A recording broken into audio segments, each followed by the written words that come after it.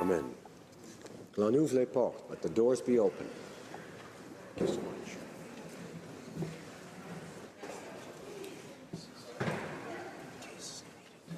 So orders begin. Okay. L'honorable député de Montcalm a donné notice. The honourable member from Montcalm has given notice of a question of privilege.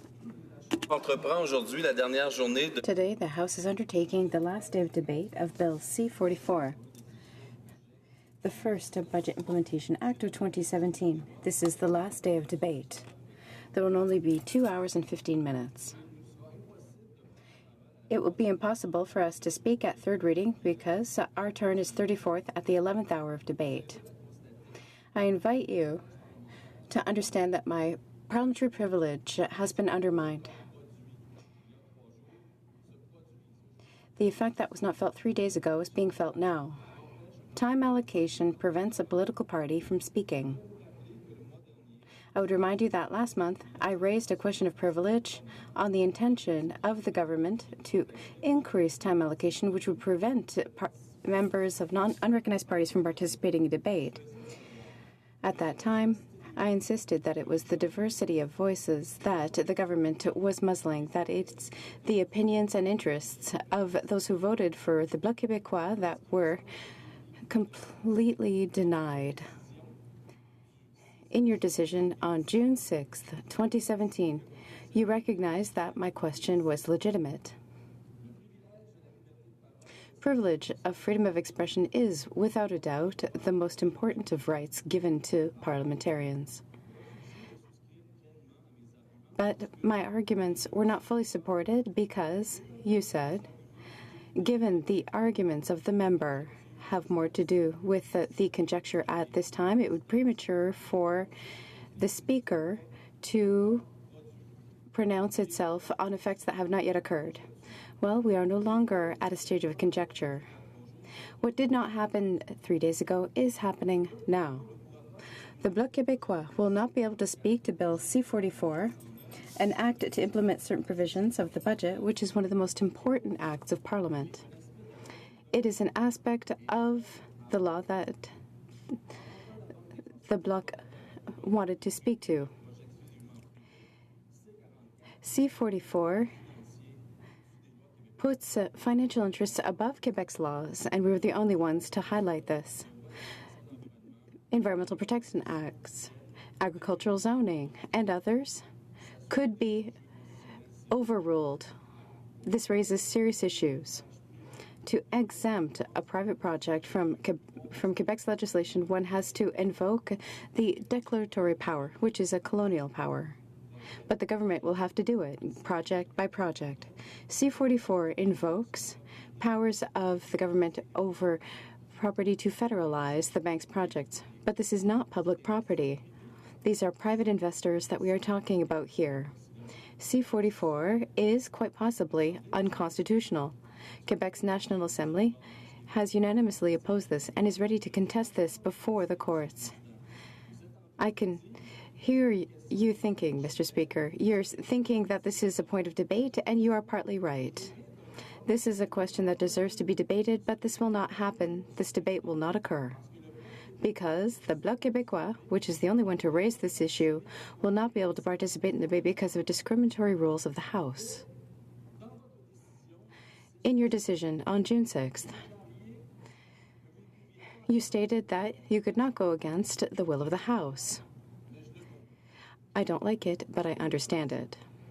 That being said, it is not time allocation that it is not only time allocation that excludes the Green Party and the Bloc. The order of speakers left us in 34th place. Mr. Speaker, the hypothetical question from 3 days ago is very real today.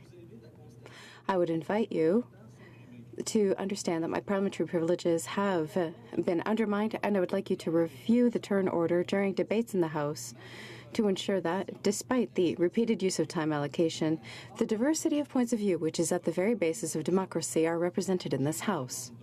I would therefore ask you that all recognized or unrecognized parties be able to speak from the very first turn in the House. Thank you, Honourable Member from Montcalm, for raising this question of privilege. I noticed that you included other members regarding the debate of this bill that will be debated today. And you quoted some passages of my decision on June 6th. But I would invite the member to reread the decision in its entirety. The privilege of freedom of speech is, without a doubt, the most important right given to members. At the same time, one must distinguish between freedom of speech and the right to participate in the deliberations of the House.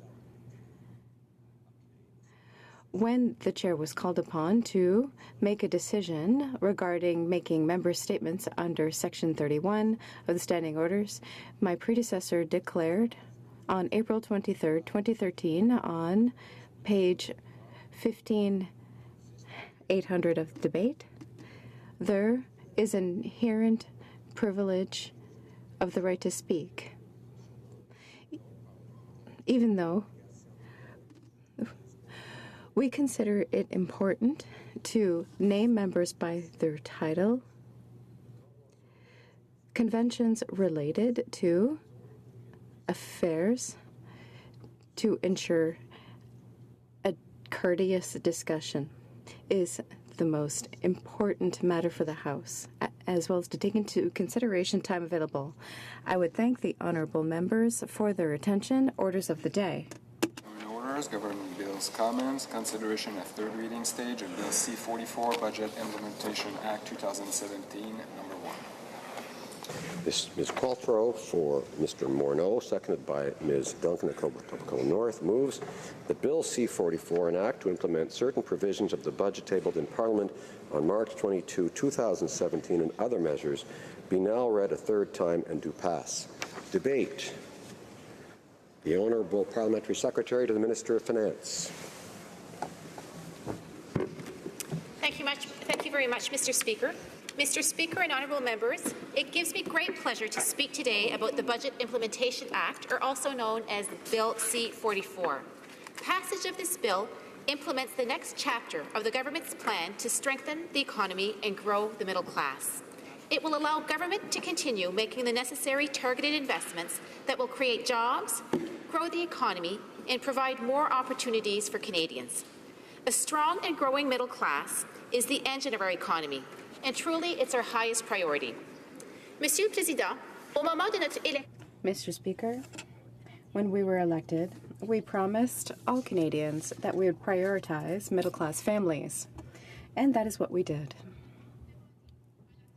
We asked the wealthiest 1% to pay a little more in order to grant a tax break to the middle class. We then introduced a new Canada Child benefit compared to the old system of benefits for children. This non-taxable benefit is simpler, it is more generous, and it better targets people who need it most.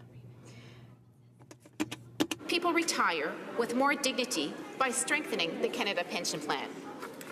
And we went even further to support Canadian families by investing $6 billion over 10 years for home care, $5 billion over 10 years for support for mental health initiatives. With the passage of Bill C-44, the government will provide funding for the first year for home care and mental health services to provinces and territories that have accepted the federal offer of $11 billion over the next 10 years. The steps we have taken to date are having a real positive impact on our economy and on Canadians as a whole, Mr. Speaker.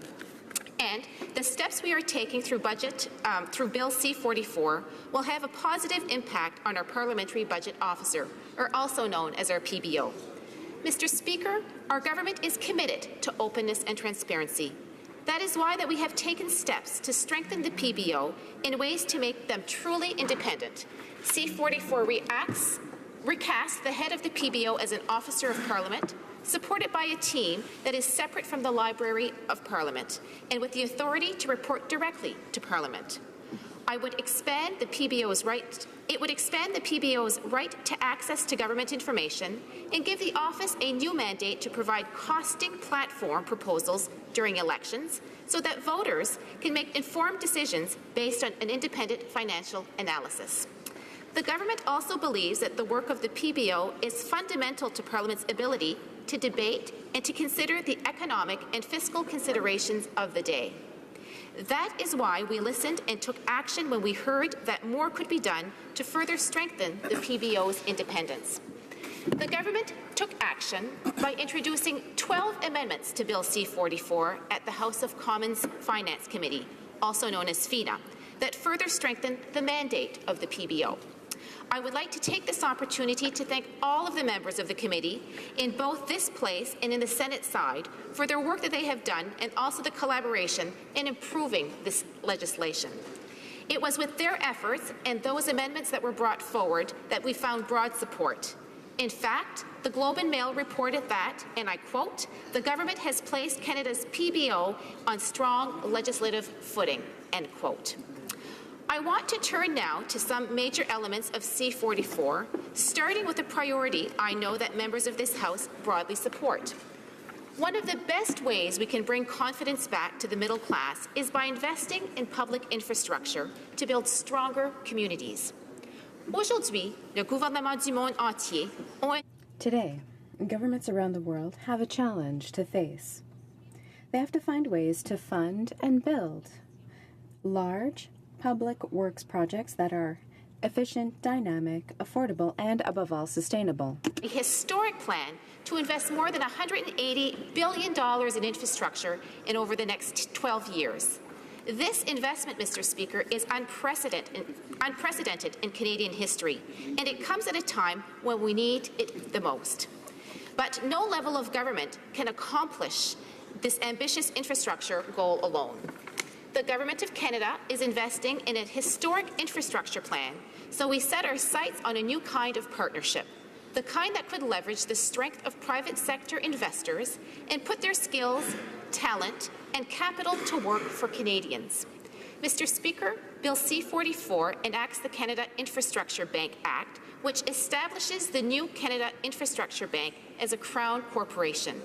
The bank will amplify federal investments by bridging private sector and institutional investors at the table. Through this new bank, we will work with our partners to build world-class infrastructure that will transform communities, create good jobs, and build a stronger and greener economy. And by establishing a new organization capable of working with the private sector where it makes sense, public dollars will go farther, and by using a smarter, more targeted manner of transforming communities with projects that wouldn't otherwise be built without the bank. To this end, Mr. Speaker, the bank will only make investments in infrastructure projects that are in the public interest. And again, Mr. Speaker, I have to underline that. The bank will work with partners to determine whether projects are suitable candidates, including whether project sponsors are willing to consider robust revenue models and partnering with private investors in a new way. As a result, we will see more innovative approaches for large and transformational types of projects, and we will build more of them. Mr. Speaker, the bank will also have strong governance protocols for accountability and risk management. The bank would be structured as an arm's-length corporation. Même si elle n'aura pas de lien de dépendance. Even though it will be at arm's length, the Infrastructure Bank will be responsible and will have to be accountable to government and parliament through the responsible minister. Serait tenu de demander chaque... The bank would be required to ask every year the government's approval for its business plan and to table it, as well as its annual report before Parliament. It would also be accountable to the Auditor General and to a private sector auditor, which is the most rigorous standard of accountability that would be upheld by Crown corporations. Furthermore, the responsible minister and Parliament would conduct a 5-year review of the provisions and the application of statutory measures of the bank. Responsible for setting the overall policy direction and high-level investment priorities. In addition, the bank would work with all orders of government as well as investors to identify the pipeline of potential projects and potential investment opportunities. Mr. Speaker, with the Canada Infrastructure Bank, Canadians will enjoy the advantage of transformational infrastructures built to meet their needs and that help their communities thrive. I would like to take this opportunity to thank the Senate for its thorough pre-study of Bill C-44, which the government followed with close interest, particularly as it pertained to the Canada Infrastructure Bank.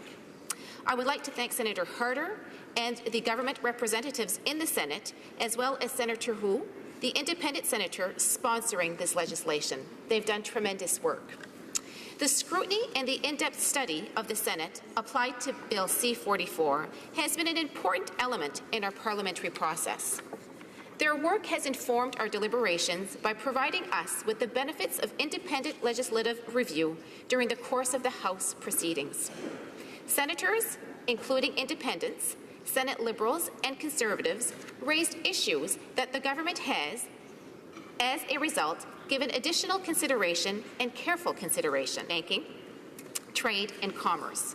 I would like to recognize the work of this committee as well and its members who went above and beyond to study this legislation. Once again, a job very well done. Again, I would like to thank the Senate for the benefits of its pre-study and note for the record that this scrutiny has informed the government's deliberation in advance of Bill C-44's passage. Mr. Speaker, beyond all of the brick and mortar, people really are at the heart of our plan. Last year, the government held broad-based consultations on how to improve the labour market transfer agreements, including the labour market development agreements. One of the main messages that was communicated within the framework of these consultations is that these agreements need to be more flexible and take better account of the various needs of employers and Canadians. We therefore intend to undertake reforms of these agreements in cooperation with provinces and territories. Or that more Canadians get the assistance they need to find and keep good jobs in the economy and build better lives for themselves and their families. We want to help Canadians get the training they need so that their first job is a great job and their next job is even a better one. That's why we are taking steps to help working parents who must balance the demands of raising a family while managing their own career needs in this time of transition. Bill C-44 would allow parents to choose to receive EI parental benefits over an extended period of time of up to 18 months at a lower benefit rate of 33% of the average weekly earnings. And it also proposes to do more to provide greater flexibility to pregnant working women, giving them the option of claiming EI maternity benefits up to 12 weeks before their due date expanded from the current standard of 8 weeks if they choose to do so.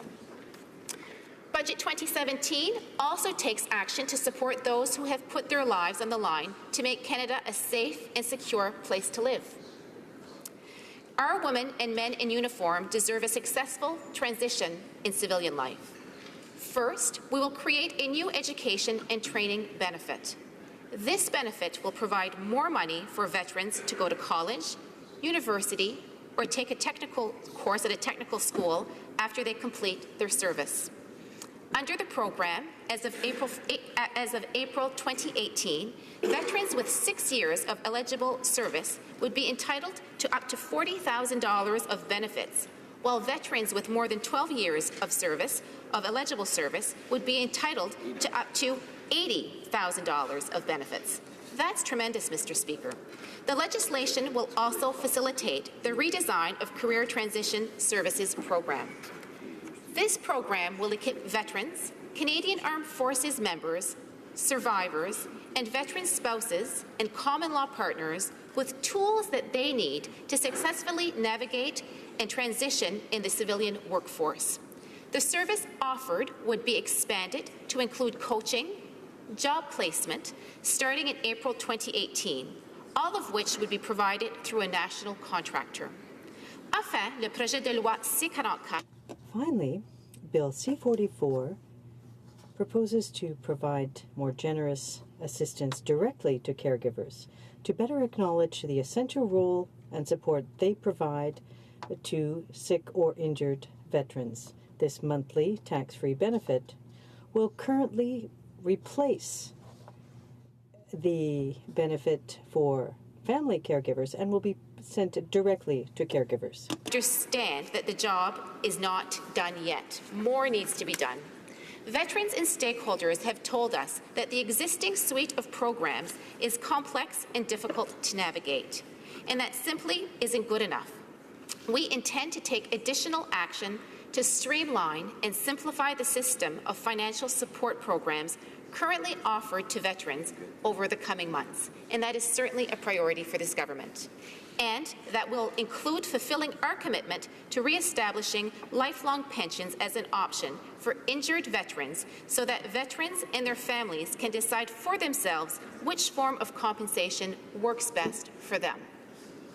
And recognizing that all families, military or not, must sometimes become caregivers to their relatives, the government announced a new Canada Caregiver Credit Program. Bill C-44 proposes to simplify the existing tax support for caregivers by replacing 3 credits with a single new credit. Ce nouveau crédit non remboursable. This new non-refundable credit will offer better support to those people who need it most. It will target natural caregivers regardless of where they live, whether in fact they live or do not live with the family member they're looking after. It will provide tax relief of an amount of $6,883 in 2017 in respect of care of dependent relatives with infirmities, including persons with disabilities, parents, brothers, sisters, adult children, and any other specific relative. $2,150 in 2017 in respect of a care of a dependent spouse or common law partner or minor child with an infirmity, including those with a disability. Families will be able to take advantage of the new Canada Caregiver Credit as soon as the 2017 tax year. In conclusion, or to conclude, Mr. Speaker, the bill before us has concrete measures to move Canada forward, grow our economy, and create good jobs. Mais nous pouvons en faire. But we can do more, and we will do more to help members of the middle class and those working hard to join it. We will ensure that economic growth helps all Canadians, not just the richest ones. And we will help families to look to the future for their children and grandchildren with more optimism. And to work with us on those portions of it that could benefit from our own views and ideas, so that at that end of the day, we meet the high standards and expectations Canadians have put in us. Thank you, Mr. Speaker. Questions and comments. The member for Edmonton Manning. Well, thank you, Mr. Speaker. And congratulations to my friend on the other side for her speech this morning. On page 252 of the 2017 budget, the personal income tax is projected to grow by about 7% in 2018. So if this government is taxing Canadian less, why the projection of personal income tax is going to grow by such a big margin, which is 7% in 2018? I would like to have clarification on this, if possible. Thank you. Secrétaire parlementaire au ministre. The Honourable Parliamentary Secretary. Mr. Speaker, and I'd like to thank my friend and honourable colleague for his question. Mr. Speaker, our government was elected on a promise to help middle-class Canadians and those working so hard to join it. And the first thing that our government did when we formed government was that we lowered taxes for middle-class Canadians. That is the first action item that we did. We also increased taxes for the wealthiest 1%. We've also put in place a very generous Canada Child Benefit Program to make sure that we could again help those Canadian families that are in need, the families that needed help to support their kids, and that's exactly what we've done. We've also put some very important measures in place with respect to helping our senior population. So all of these measures put together, Mr. Speaker, have been put in place in order to ensure that we can help Canadian families succeed, and that's exactly what we've been doing and what we will continue to do. L'honorable député de Salaberry-sur. The Honourable Member for Salaberry-sur-Roi. Well, thank you, Mr. Speaker, and I'd like to remind my colleague that the Liberals had openly criticized the Conservatives when they put forth omnibus bills, which included a number of bills, and they imposed a second time allocation motion to block the debate. And as my bloc colleague mentioned this morning, it's deplorable. There are so few members who are having an opportunity to speak to the bill. Only one NDP member will be allowed to speak or given an opportunity to speak to this important bill on the budget, C-44, and that is not democratic. They themselves had complained vociferously about how undemocratic that was in the past. Now, the member opposite says that this is a bill that's going to help middle-class Canadians, but through the some 30 bills or acts that are amended under this bill, there is a part that deals with the creation of the infrastructure bank and privatization. Municipalities like the one of Elgin, Hobston, others that won't have an opportunity to put together infrastructure projects worth $100 million or more will not have access to those privatized funds. Now, they talk about on the government benches helping the middle class Canadians and municipalities, but those municipalities won't have access to it. So how can she say that this is good for everyone and that's democratic and that it's in the interest of all Canadians? Thank you, Mr. Speaker, and I want to start by thanking my colleague opposite for her question. There were a few questions in there, but the first thing that I'd like to address is the issue of omnibus legislation. In our election platform in 2015, we were very clear that we would not use omnibus legislation. All measures that are contained in Bill C-44, Mr. Speaker, are all tax measures, measures that are very important for Canadians. We didn't take advantage of the bill or abuse this bill to hide anything. That's the answer to the first question. Secondly, with regard to the infrastructure bank and how it will help Canadians across the country, it's for major projects for transformation that communities will be able to participate.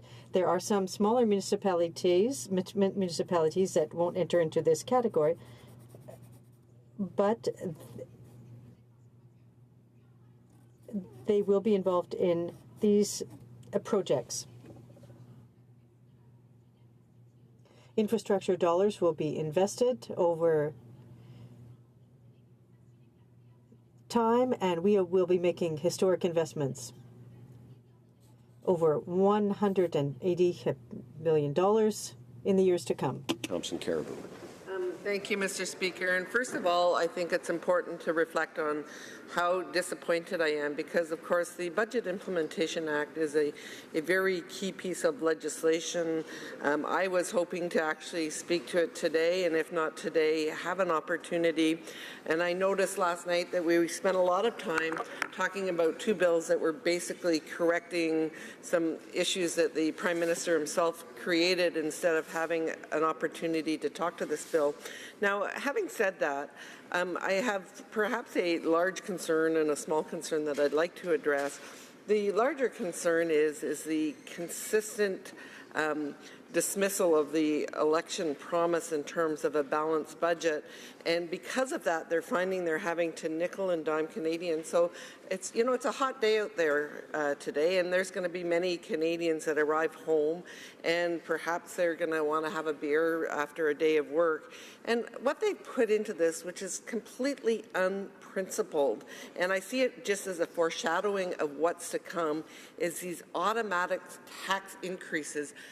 Mr. Speaker, that small principle, but when someone comes home and they look at that beer on a Friday night and they know that the year after year after year it's going to continue to increase with no transparency, unheard of. Can the minister share to the people across Canada why they would do something that's so undemocratic? The Honourable Parliamentary Secretary.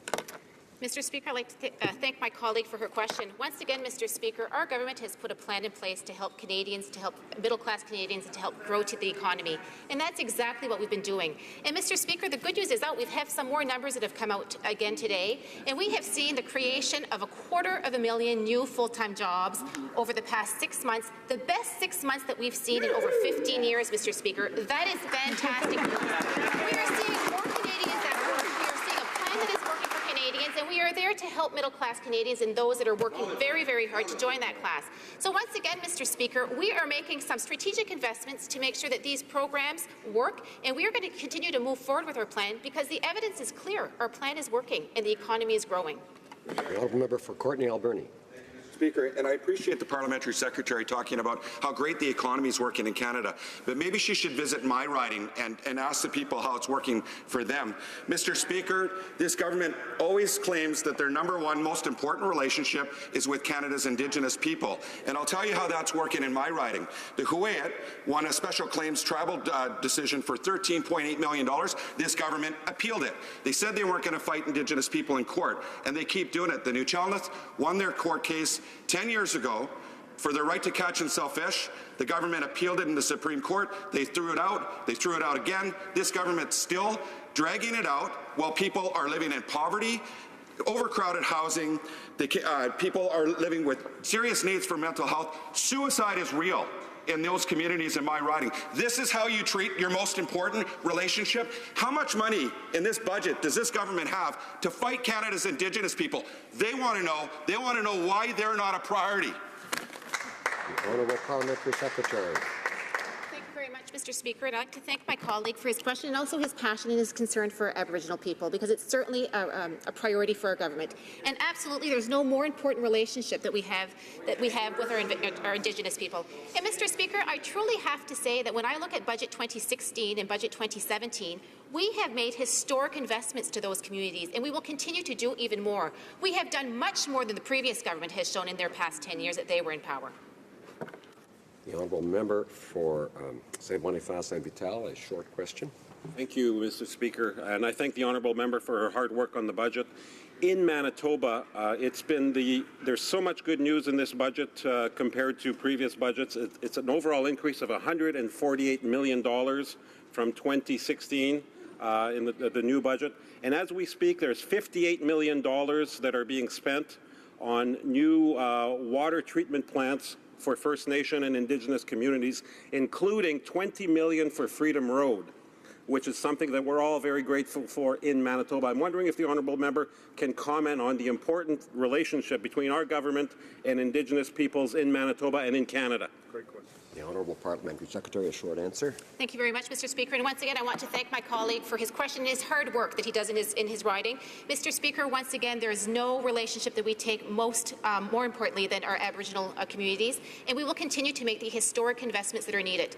Every Canadian should have access to clean water. We recognize that, and we are going to work hard to make sure that all of those boiled water orders are lifted in a very, with the investments that are going to be made. We recognize that more can be done, more will be done, but we are very proud with the historic investments that we've made over the past 2 years. Thank you, Mr. Speaker.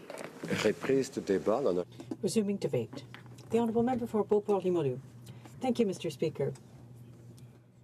I'd like to thank the Parliamentary Secretary to the Minister of Finance for her remarks. But I'm not sure that people in her riding, in Moncton, Riverview, Dieppe, are very happy with the budget, because it's a budget that, contrary to what she claims, is not focusing on ordinary Canadians who work hard on a daily basis to drive our economy. It's a budget that targets aid and assistance to interest groups that form the basis of those who voted for the Liberal Party. Now, it's ironic, Mr. Speaker, to hear the Parliamentary Secretary thank the committee for the work that it did analyzing the Budget Implementation Bill 2017, because what I have heard is that it's highly likely that the other place will seek to remove the infrastructure bank clauses because this is an omnibus bill. There have been a number of questions raised about the infrastructure bank, questions that have gone unanswered, nor have they been answered in the various House of Commons committees. For example, the infrastructure bank is an invention to protect private investments at the expense of Canadian taxpayers. And it's somewhat of a paradox because the private sector normally takes risks. They have the backbone to take risks. They have the expertise, the ideas, the courage, innovation to do that. Canadians pay their taxes to keep the government going, to keep Canada working. So it's not taxpayers' job to protect the private sector. So that's one of the issues we have with this. Now, putting in place the infrastructure bank, the government took $15 billion out of the community infrastructure programs to fund it. And that has been criticized extensively by my colleague, the member for our critic for finance. I've forgotten the name of his riding. Louis Sanderhan, thank you, who has said that all communities in Quebec, for example, in the regions, won't have an opportunity to benefit from it because the projects have to be worth $100 million. Rimouski won't have an arena that's worth $100 million, nor will Baie-Comeau. So this infrastructure bank will really be used for large cities that are exclusively chosen based on the Liberal vote in the 2015 election. So that's my introduction, Mr. Speaker. And once again, the parliamentary secretary said that this was a budget for the people. But that's not true, Mr. Speaker. Bill C-44, like Budget 2016, focuses assistance for Liberal groups, Liberal interest groups, that more often than not need to go to the Supreme Court to put forth their political projects instead of dealing with these issues in the House. I'm sure that all of these groups have the government's ear, and their political demands are being listened to as well because this bill responds to what they've been asking for. Now, something else about this bill, if we look at it, it talks about building a strong middle class. Well, that title makes me very uncomfortable because it should be building a strong country for all.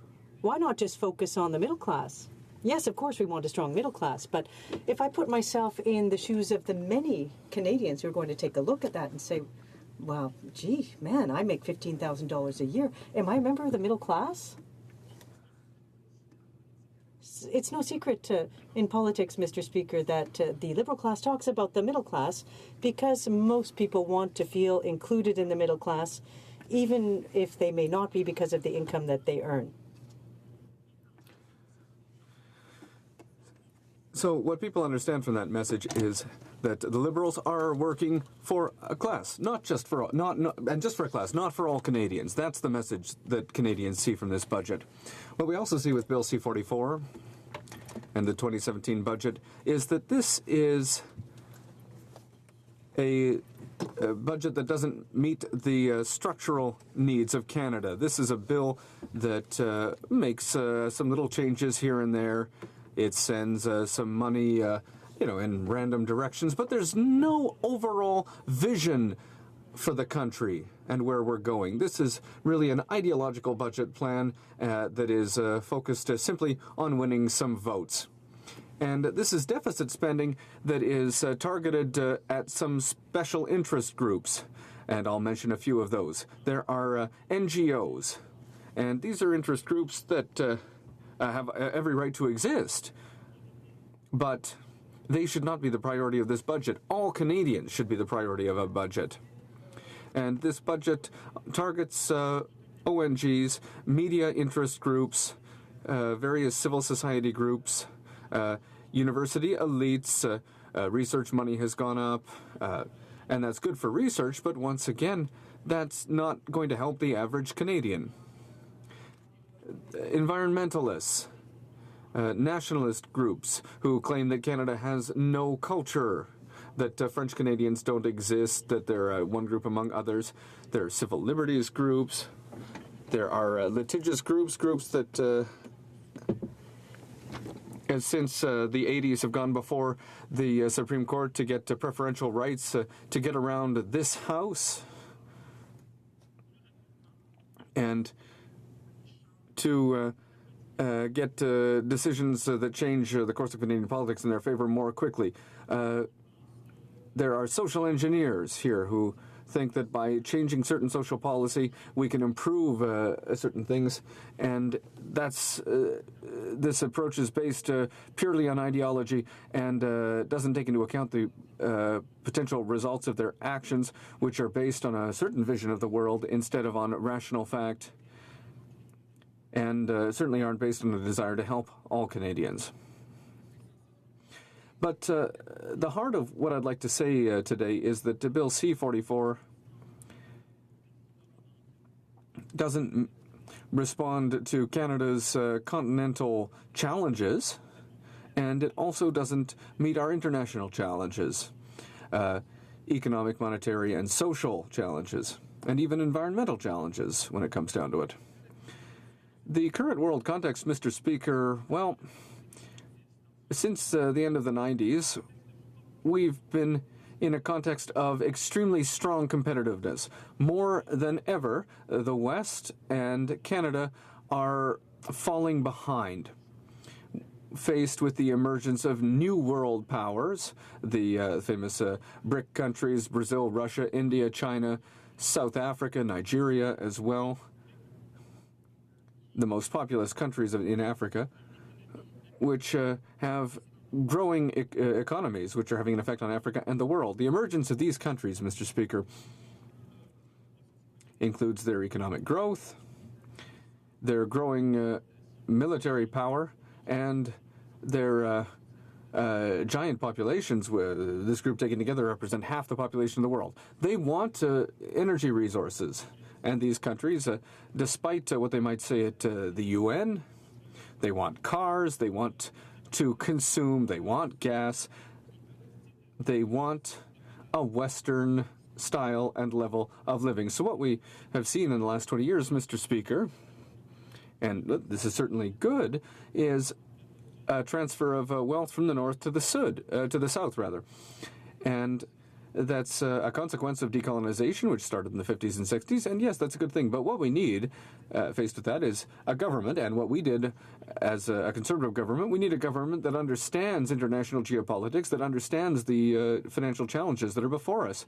The economic crisis of 07-08 was terrible, and that can't be denied. But it might just be a taste of what's to come. We've seen a certain we've seen that our infrastructure is falling behind in Canada. Our seaways need to be redone. Our ports are in need of serious upgrades. Our icebreakers are in need of upgrades. Our airports are falling behind. Sometimes I get the impression that Canada doesn't understand that it's falling behind at the international level as a driving economic force or as a diplomatic force. Then there's also the North American context. The United States are also a victim of the growing power of southern countries, of BRIC countries. And that's why the current president was elected, among other things, because the Americans are very concerned. There are 20 million people who don't have jobs in the United States. They're falling into an isolationist context, and the media are talking about this as if it's a new phenomenon, but this is something that happens every 50 years or so in the United States, this move towards isolationism, and here it's happening again. And giving this context, isolationism in the United States and lower taxes that are coming for American businesses and citizens, And this reactionary context, whether it's good or bad, it's not up to us to judge, but the Americans are going to move forward with their economic isolationism. And so what I've seen from this Liberal government and with its budget implementation bill, Bill C-44, the budget for 2017, well, the Liberals don't want to talk about this, how we're going to face this new North American reality and how we can ensure that Canadian businesses are competitive when faced with this American isolationism, when we're faced with a border that is going to be tightened and which will make trade more challenging. I mean, our trade is so important. We're talking billions of dollars every day between Canada and the United States. The American isolationism, which will last for at least another few years, is going to have a major effect on Canada, and we don't hear the Liberals talk about it ever. And then there's the Canadian context. The economic state of the Federation for the last 2 years has been getting worse. For example, we're stupefied to see that the Liberals never talk about how Alberta is falling behind, about the job losses in Alberta. They're also not talking about jobs and hiring issues in the Atlantic provinces. They're not talking about the importance of Montreal, of Quebec City. We don't really hear them talk about the role of each province in the economic entity that is Canada. For example, we've heard them say for a number of months now that it's inconceivable that there's not free trade between the provinces in Canada, and yet it's well set out in the Constitution. And for that reason, we've asked them to request a reference from the Supreme Court, to have the Supreme Court interpret the Constitution as it's written, and that they send a decision which stipulates very clearly that free trade between the provinces must be a reality. That would help our businesses. There's also a need to look at major projects for the next 100 years. And once again, this budget talks about building a strong middle class. But as I said, there's no major project to ensure that 50 years from now, there's even greater creation of wealth. All the interest groups that the Liberals favor in their platform and in their budget are interest groups that systematically oppose any major long-term project for Canada. I always like to take the example of the Premier of Quebec, the former Premier Mr. Bourassa, who in the 1970s launched major, gigantic hydroelectric projects, dams the size of which had never been seen before in the history of humanity. Recently, China built a dam that built the records, but before that, we had the biggest dams in the world in Quebec, and that means that today we have the cheapest electricity in Canada in Quebec. It's maybe the only thing that we pay less than other Canadians, but because of that, we have good services available for all in Quebec. But what do we have in Canada right now that will guarantee that 50 years from now, our children, grandchildren, and even myself, if I'm lucky, I'll hopefully still be there as well. I'll still be here in 50 years. What will guarantee that we'll continue to see wealth generation in 50 years? Well, there's nothing in this bill that will guarantee that, because this is a bill that is focused uniquely on the present, and which is targeted only at those special interest groups that make up the fading base of the Liberal Party. Mr. Speaker, how much time do I have left? 5 minutes. All right, thank you.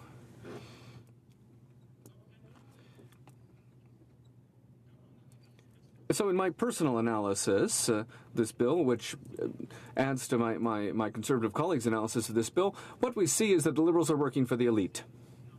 The financial elites with their infrastructure bank, the social elites who want to engineer major political changes, not to create jobs, but to mold Canada to their vision of the world. But there's nothing for working Canadians, and that's why our conservative position is that we're in the political and moral obligation to be the voice of the taxpayer in this House.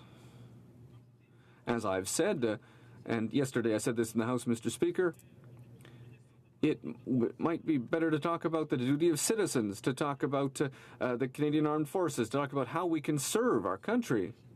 But instead, we're forced to talk about the importance of lowering taxes, the importance of creating jobs, because with the government across the way, these are two things that are very much in danger.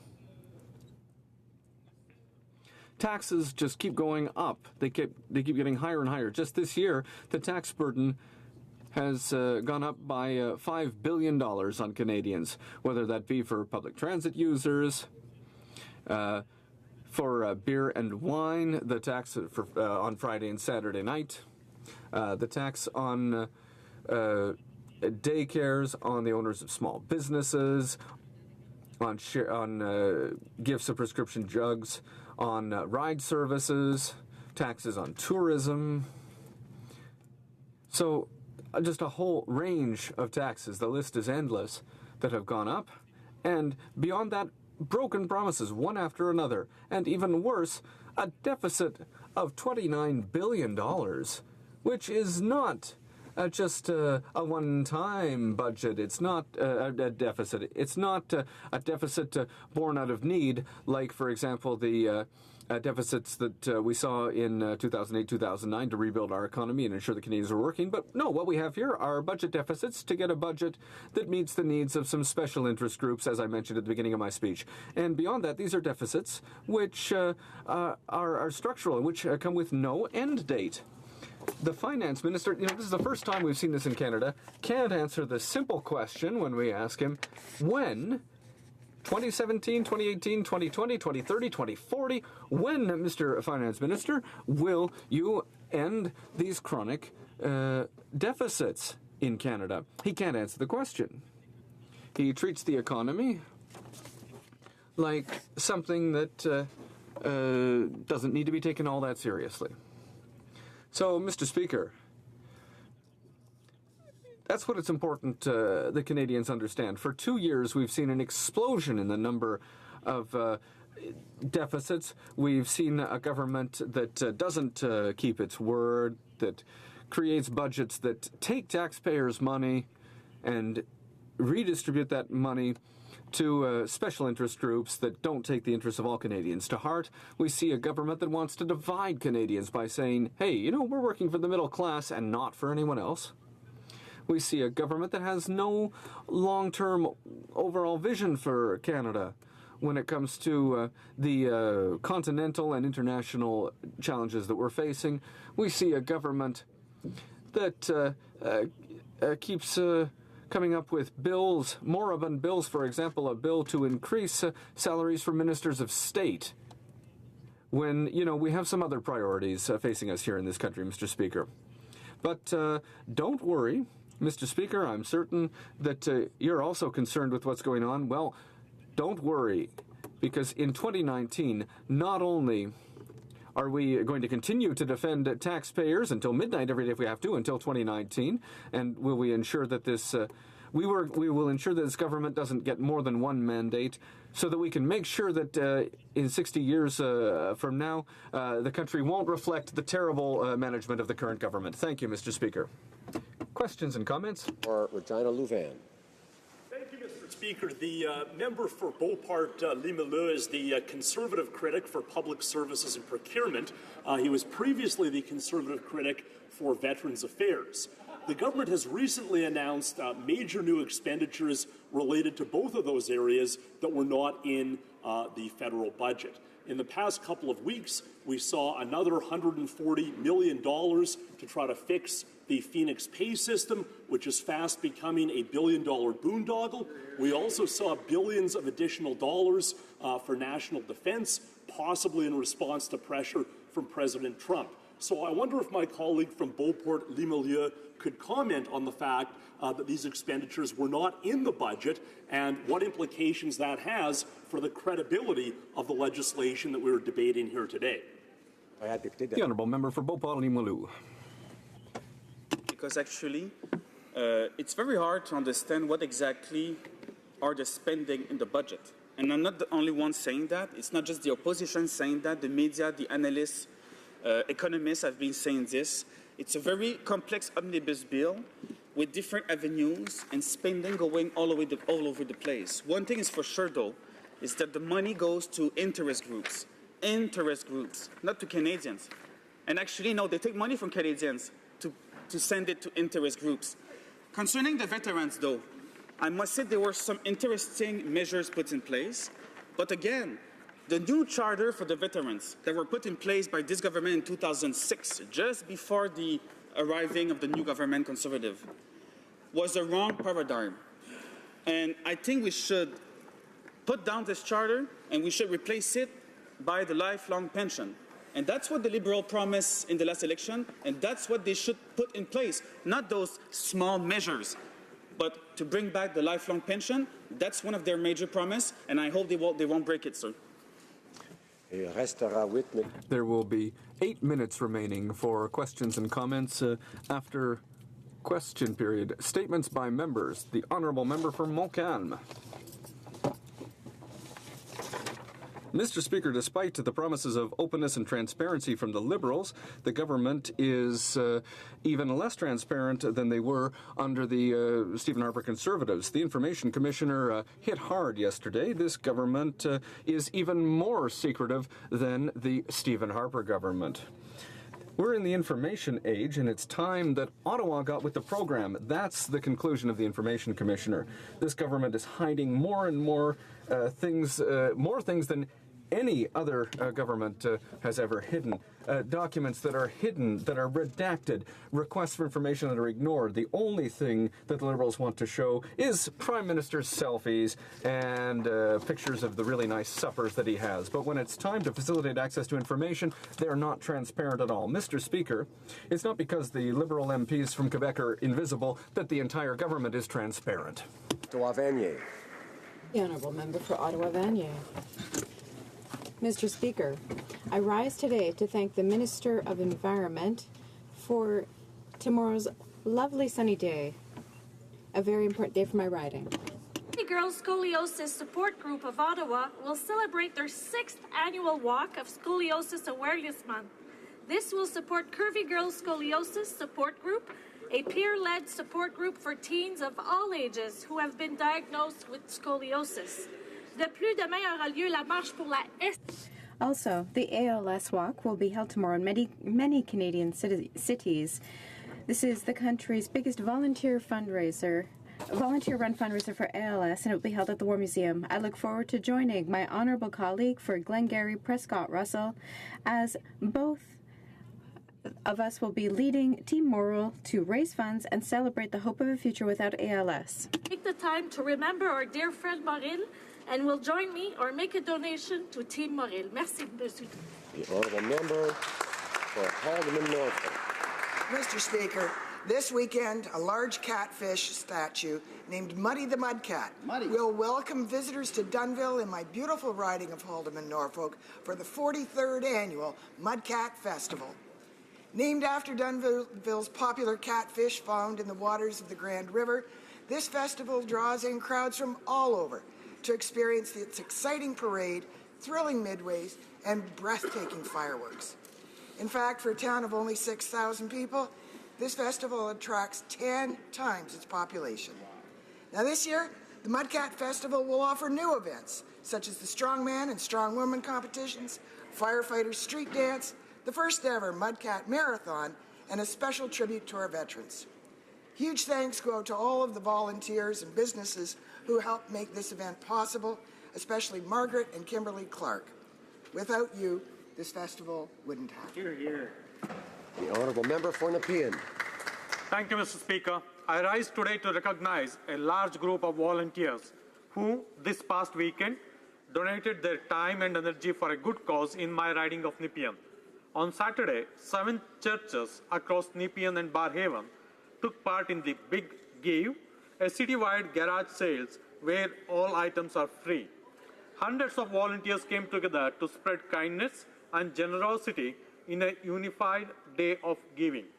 Mr. Speaker, I would like to thank John Griffith, Anne McGregor, Mark Scarr, Ryan Dawson, Dan Gutter, Daniel Jolong, and the congregations of the Metropolitan Bible Church, Woodvale Pentecostal Church, Good Shepherd, Barhaven, Longfields Community Church, Sequoia Community Church, Cedar View Alliance Church, and Bible Way Ministries for giving back to our community and making the Big Give a success once again this year. Thank you, Mr. Speaker. The honourable member for Vancouver Kingsway. Mr. Speaker, Canada's 150th anniversary is an important opportunity to celebrate Canada's linguistic duality as a key aspect of our collective identity and as a gift for future generations. Despite long wait lists for French immersion programs in Vancouver, the Christy Clark Liberal government and its school board appointee are cutting French immersion enrollment for kindergarten students by 1/4 next year. This will result in 135 fewer spaces, and 5 schools will lose 1 class each.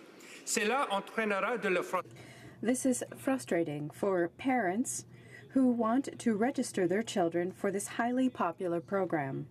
This will also deprive a large number of children from the opportunity to participate in society as bilingual citizens. I call upon the federal government to defend official bilingualism from coast to coast by ensuring that all Canadian students have access to education in both official languages. The honourable member for Pontiac. In the House to honour the public service legacy of Jack Lang, who served the Pontiac region as mayor and councillor of Clarendon for 24 years. He set a high bar for politicians following in his footsteps. Jack worked for many years in the forestry industry at the Smurfit Stone Pulp Mill in Portage du Fort. He was a valued member of the congregation of Shawville's United Church and was a volunteer with the local fire department, the Kinsman Club, the Pontiac Agricultural Society, the Community Hospital Foundation, Minor Hockey Association, among so many others. He was a true ambassador for the Pontiac. I'll never forget how comfortable he made me feel at the Shawville Fair, encouraging me to join in all the activities. Jack had such an open and welcoming manner, behavior that bears the mark of a true leader. To his family, I offer the condolences of an entire region. He represented that which is great about the Pontiac. The honourable member for Saskatoon Grasswood. Thank you, Mr. Speaker. On January 17th, 2015, RCMP Constable David Wynn was fatally shot while on duty by a criminal with a lengthy record. Bill S-217 would require criminal history to be considered during a bail hearing. This bill addresses a glaring oversight with 2 simple common-sense changes to the criminal code. There was all-party support in this House for the bill. However, exactly 1 month ago today, members of the House of Commons Standing Committee on Justice and Human Rights adopted a report recommending that Parliament not proceed further with this bill. Police associations across this country, Mr. Speaker, including mine in the city of Saskatoon, are asking all parliamentarians to work across party lines to pass this important legislation. This bill, debated next week, is aimed at protecting our communities, a goal all Canadians. Honourable member for Mississauga Lakeshore. Mr. Speaker, I rise to recognize the Mississauga Lakeshore Constituency Youth Council, an amazing group of young people. Last weekend, they ran a toiletries drive to help the Compass Food Bank in Port Credit. For weeks prior, the Youth Council profiled stories of Compass volunteers and clients on social media to shed light on the need for access to basic necessities such as diapers, shampoo, razors, feminine hygiene products, and toothpaste. The team reached out to businesses, faith-based organizations, schools and libraries, and canvassed neighborhoods to build support for their initiative. Through their hard work, the Compass received over 1,000 pounds of toiletries. I would like to thank Sean, Pernia, Megan, Nolan, Rita, Chris, Jonathan, Cassandra, Ethan, Steph, Hamza, Vlad, Kaylee, Jesse, and AJ for their amazing efforts. A special shout out to Hanan Harap in my constituency office. Her leadership inspired the Youth Council throughout this project. Mr. Speaker, this team made a real difference in our community. I ask all members in this House to join me in recognizing them. The honourable member for Hamilton East Stony Creek. Mr. Speaker, this past week, my city honored the 2,800 Canadian veterans of the war in Afghanistan, 159 of whom paid the supreme sacrifice. More than 400 soldiers came from Hamilton military units. 4 of them lost their lives. The tribute is a permanent monument located at the Warplane Heritage Museum in the form of a LAV-3 armored vehicle offered through a program by Canada Company. Kevin Ellis and his Northwall Riders Motorcycle Association crowdfunded, without government help, the $40,000 needed to buy the vehicle and arrange its display. Hear, hear. Thanks to the dedication of Mr. Ellis and his Northwall Riders and the generosity of Hamiltonians, we dedicated our LAV 3 Afghanistan monument last Saturday with regular reserve and veteran soldiers and hundreds of civilians attending. We're proud of our military in Hamilton, and I encourage every community to follow the lead of a number of Canadian cities who have honored their Afghan veterans. Bravo. The honourable member for Carleton. July 1st is the 150th anniversary of the British North American Act, or BNA. The BNA is Canada's DNA.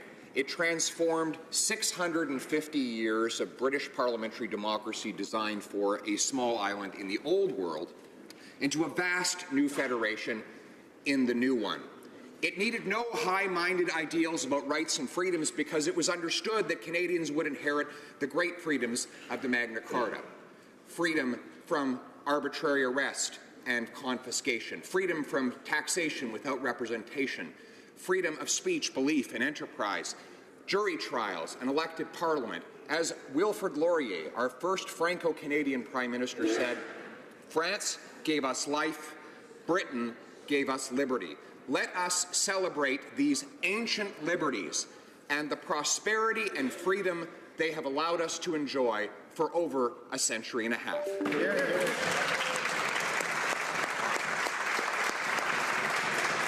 Honourable member for Spadina, Fort York. Famed intellectual Marshall McLuhan once penned the phrase, "Culture is our business, business is our culture." The noted U of T professor may have written that, but Avi Bennett personified it. This last weekend, Avi Bennett passed away at 89. Avi Bennett may be best known for rescuing the publishing house known as McClelland and Stewart back in 1985. It's the publishing house that first gave Canadians Margaret Atwood and Alice Munro, Michael Ondaatje, first to Canadians, then to the world. When it was on the verge of collapse, Mr. Bennett led the charge to save it. Mr. Bennett made his fortune as a developer, but he made his mark in this country building some of this nation's great cultural institutions. The National Ballet School, the Art Gallery of Ontario, and the Frank Gehry addition to that. York University was led by this great Canadian, great Torontonian. They all benefited from his leadership. He was a quiet giant, and when awarded the Companion of the Order of Canada 2004, was described as one of the great altruists of our time. Our artist, Toronto, this nation will miss you, Avi, but not as much as your family will. You traveled them far, and they will travel with you in their hearts forevermore. Farewell, and thank you. The honourable member for Vancouver Quadra. Mr. Speaker, this spring, the Vancouver Quadra Constituency Youth Council organized a public great debate. It was ably co-chaired by CBC's Chris Brown. And inside the packed Kitsilano neighborhood house, the high school students who had authored the terms of the debate discussed 4 policy issues. 1, should the voting age be lowered? 2, should it be illegal to hold cetaceans in captivity? 3, should the Safe Third Country Agreement be rescinded? And 4th, should university education be free? They pitted themselves against some of the brightest minds in Vancouver in this debate. Professors, lawyers, managers, and even a former Canadian ambassador. And the students won a number of their debates with their poise, their intellectual prowess, and a dynamism that would make everyone in this House proud. Congratulations on the Vancouver Quadra's Constituency Youth Council on a year of hard work. I look forward to sharing your input with our Prime Minister. The Honourable Member for Mégantic-L'Érable. Mr. Speaker, since the Supreme Court of Canada's decision on July 8, 2016, the Jordan decision, too many people accused of criminal acts have been released without charges because of a stay of proceedings. Many victims are living with serious consequences without justice being done for them. Mr. Denik Lissard, who was shot multiple times, is furious because the man accused of shooting him has benefited from the Jordan decision. He demands justice. According to Quebec's Director of Criminal and Penal Prosecutions, 193 accused have avoided trial. One of the Government of Canada's main roles is to ensure that the justice system works for all Canadians by making sure that there are enough judges at all times to hear cases within a reasonable time frame. The safety of Canadians should be the highest consideration, and their trust in the justice system is an essential condition for our democracy. I join my voice to those of the victims of criminal offences in Quebec for the federal government to proceed immediately with the appointment of 10 additional judges to the Quebec's Superior Court. Honourable Member for Burnaby North, Seymour. Mr. Speaker, wild salmon are the lifeblood of the West Coast. I rise today to celebrate a high-tech art installation coming to Vancouver titled Uninterrupted, which reveals the story of wild Pacific salmon on an unprecedented scale. Beginning June 28th, after dusk, audiences will witness the extraordinary migration of these iconic fish projected across the entirety of the Cambie Street Bridge. At over 1 kilometer in length, this will be one of the largest projections of original cinematography ever attempted. Mr. Speaker, I would like to congratulate Ray Hall, a dear friend and local constituent who is a producer for the project. Their team has been working for 3 years to bring the story of Pacific salmon to the heart of Vancouver during the celebration of Canada 150. I look forward to joining the launch and invite everyone to visit this extraordinary installation. Hear, hear. Honourable Member for Regina Louvain. Mr. Speaker, I rise to recognize a constituent who was recently elected to lead a national organization. This young Regina Louvain resident has impressed many with his civic engagement and sunny disposition. Mr. Speaker, I cannot name this constituent because he is also a member of this House. I am, of course, congratulating the new Conservative leader. The member for Regina Qu'Appelle is a student of the Westminster system and must be almost as excited as me about the newly elected British Parliament. Let me be the first to congratulate Jeremy Corbyn in the Canadian Parliament. The British Labour Party made significant gains campaigning on a bold, progressive platform. Our sister party's success is an inspiration to the NDP as we choose a new leader to build Canada for the many, not the few. Honourable Member for Caribou, Prince George. Mr. Speaker, the average rate of suicide within the general public is 11.5 per 100,000 people. The rate of suicide within the first responder community is 56 per 100,000 people. Today, Peel Region paramedics are saying goodbye to one of their own. He was a husband, a father, a friend, a brother. This past week, families, friends, and colleagues said goodbye to first responders from North Battleford, Saskatchewan, from North Vancouver, and in northern British Columbia. 4 lives cut short because of post-traumatic stress disorder. Mr. Speaker, my bill C-211 comes too late for these families. I hope next week when Bill C-211 enters this House for third reading, that it passes unanimously, because collectively we will send a message that these deaths were not in vain, that we stand together in the fight against PTSD, and that those who are suffering know that they're not alone. To my colleagues, we must be better. We must do better. To the families and friends and colleagues of the fallen, my heart goes out to you, and I'm truly sorry for your loss.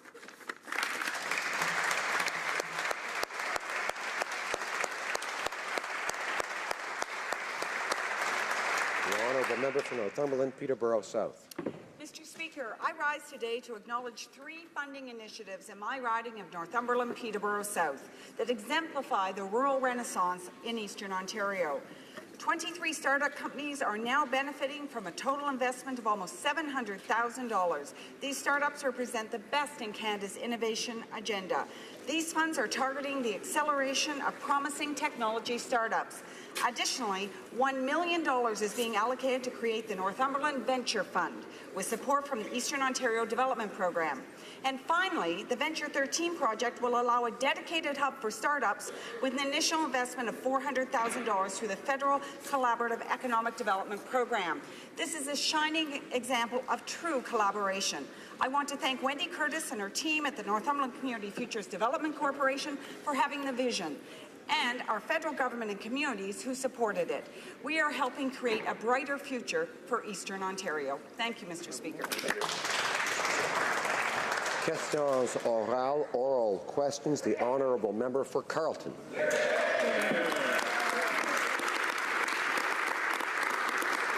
Yesterday, the Minister of Innovation said, and I quote, "All transactions under the Investment Canada Act are subject to a national security review." We have followed the process. He was referring to Norset, but that company put out a statement saying, quote, "The minister responsible for the Investment Canada Act has served notice that there will be no order for review under of the transaction under the Act."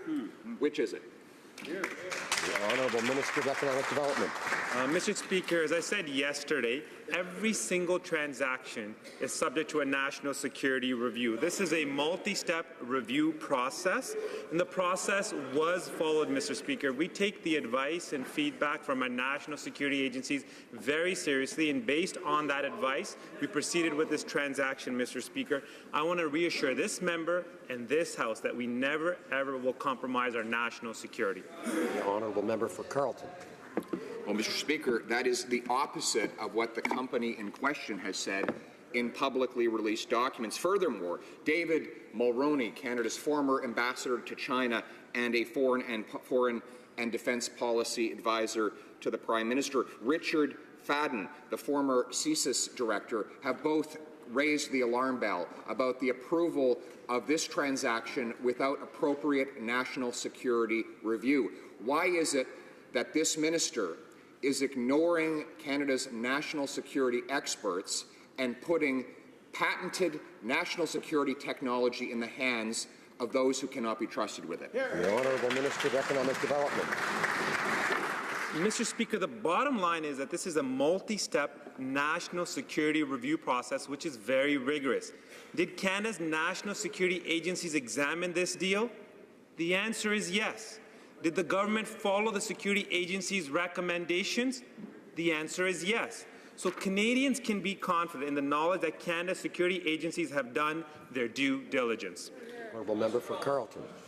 Mr. Speaker, the due diligence necessary comes in Section 25 of the Act, which requires, in instances where national security matters are at stake, that there be a full and complete review, something that the company in question says did not happen. The former ambassador to China on behalf from Canada has said that this is, quote, worrying. The former CSIS director has said there should have been a review. Why did this minister and this government ignore all of these voices before approving this transaction? Honourable Minister of Economic Development. Mr. Speaker, the exact opposite. We did not ignore any voices. We actually followed the advice given to us by our national security agencies. And again, the member opposite knows full well that we followed the process, did our due diligence, did our homework, Mr. Speaker. And I'd like to remind the member opposite that all transactions are subject to a national security review, Mr. Speaker. We never have and we never will compromise our national security. The Honourable Député de Louis Saint-Laurent. The Honourable Member for Louis Saint-Laurent.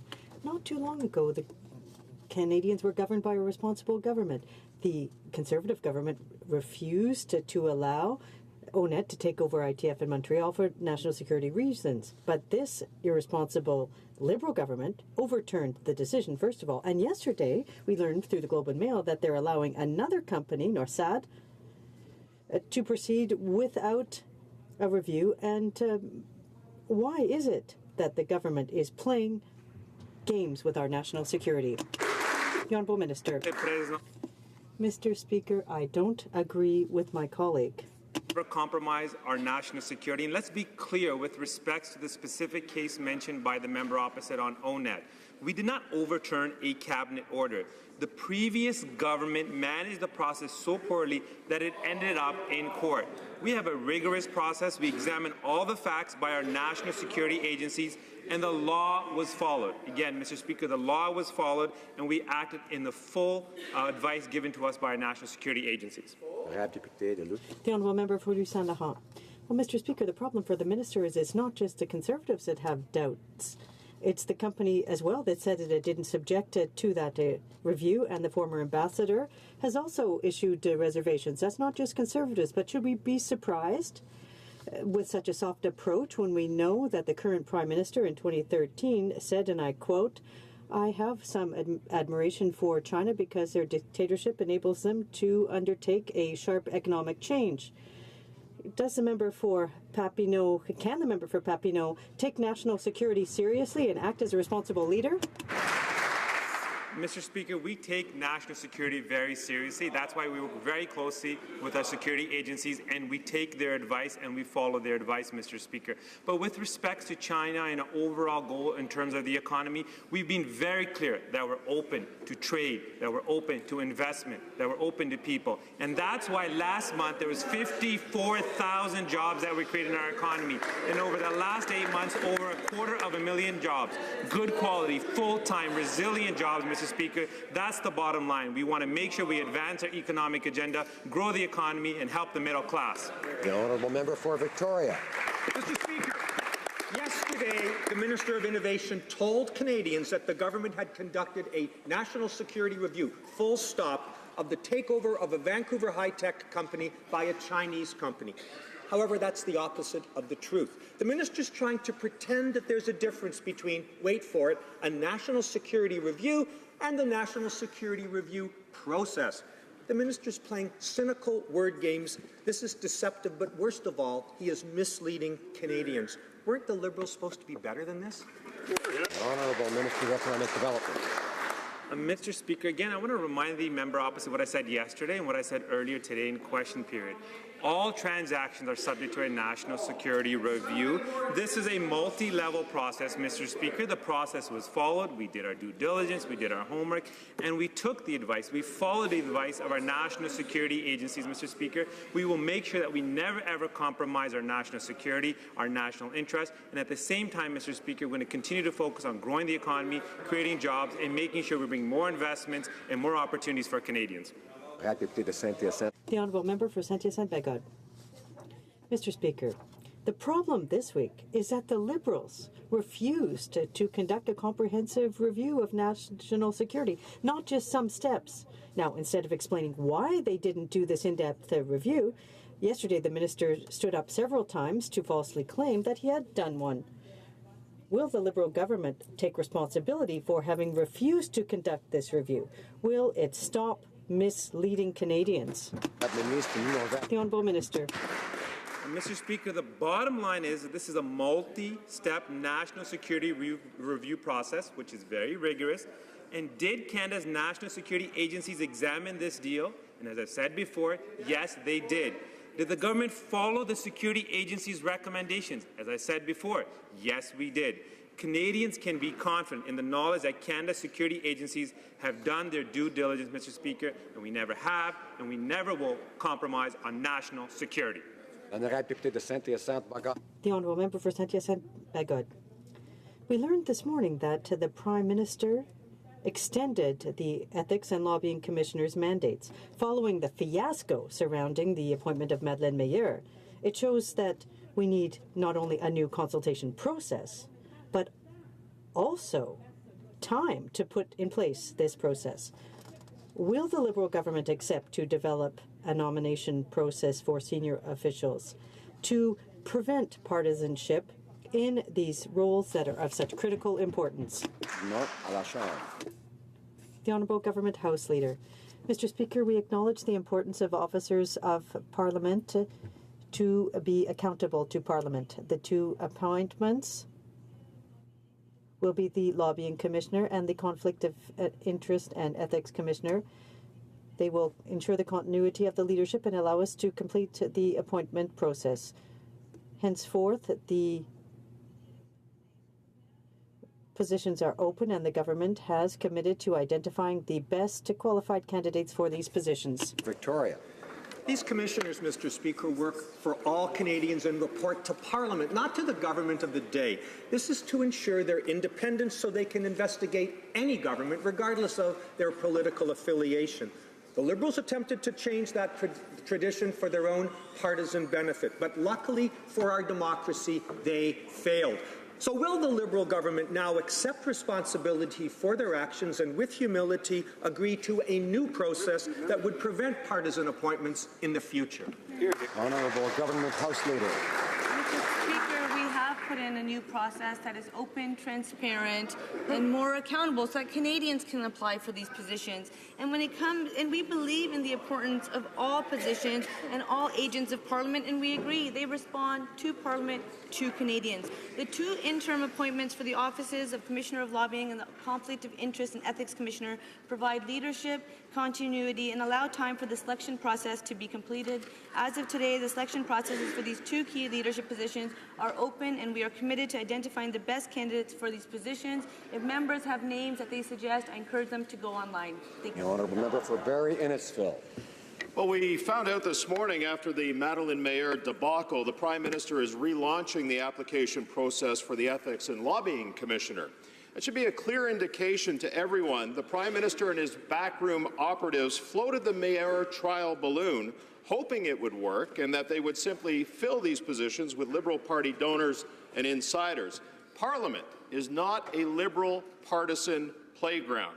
When will the Prime Minister start a meaningful search to fill these 5 positions that are open, and when will he consult with opposition parties like he's supposed to? The Honourable Government House Leader. Mr. Speaker, as I have said, we have put in place a new process, an open, transparent, and merit-based process so that Canadians can apply. We recognize the importance of these positions. Exactly what we committed to Canadians, we have delivered on. Under this new process, we have appointed over 150 great Canadians doing the important work that we know that they do. The good news is that this place is no longer a Conservative playground.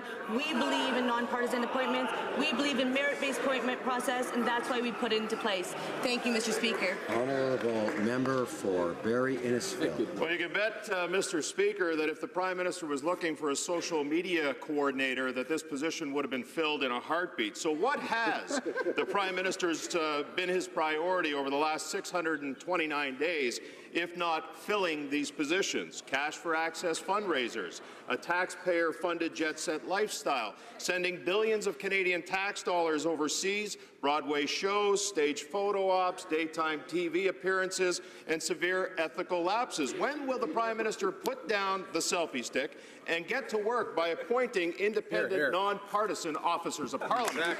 Honourable Government House Leader. Mr. Speaker, our priority has been and always will be Canadians, middle-class Canadians, and those working hard to join it. And that's exactly why the first thing we did when we took office was to lower taxes on the middle class by increasing taxes on the 1% of wealthiest Canadians. What did the Conservatives do? They voted against it. Mr. Speaker, we have put in a new process, an open, transparent, merit-based process, all available positions that are available or posted online. I encourage Canadians to apply. Thank you, Mr. Speaker. Monsieur le Président. The Honourable Member for Mégantic-Lérable. Cronyism, patronage, shady dealing, cooked-up schemes. What do these words all have in common? The Liberal process for nominations. Now, the government is preparing to appoint a new Ethics Commissioner, a new Official Languages Commissioner. Will the Prime Minister commit to consulting the opposition? Will they put an end, once and for all, to this political horse trading that seems to reserve appointments for donors to the Liberal Party? The Honourable Government House Leader. We recognize the importance of officers of Parliament in being accountable to Parliament. The two interim appointments for the lobbying and conflict of interest commissioners ensure the continuity of leadership and make it possible to complete the selection processes. Henceforth, the processes for these two key positions are open, and the government will be identifying the best candidates for the positions. The Honourable Member for Beauport-Côte de Beaupré, Île-d'Orléans, Charlevoix. One would have to be naive, Mr. Speaker, to believe that Madeleine Mayer withdrew from the process without being urged to do so by the PMO, and that explains some questionable behaviour by the government for the past 3 weeks. The Liberals now have a second opportunity with the upcoming appointments for ethics and official languages. Will the government ensure the House that the next appointments will not be reserved for candidates who are on the Liberal Party's donor list, and that they will consult leaders of the opposition parties before imposing their choices? The Honourable Government House Leader. Well, thank you, Mr. Speaker. We have put in place a new, open, transparent merit-based process. Our objective is to identify candidates who are highly qualified and to focus on gender equality and to reflect diversity of Canadians. We acknowledge the importance of officers of Parliament in being accountable to Parliament. The two interim appointments for the lobbying and conflict of interest commissioners will ensure continuity of leadership and enable us to complete the selection process. Mr. Speaker, on Wednesday, the Prime Minister actually said that someone's background shouldn't determine if they are fit to become an officer of Parliament. Well, Mr. Speaker, that's simply wrong. Canadians expect that these positions are filled with people who are competent and independent.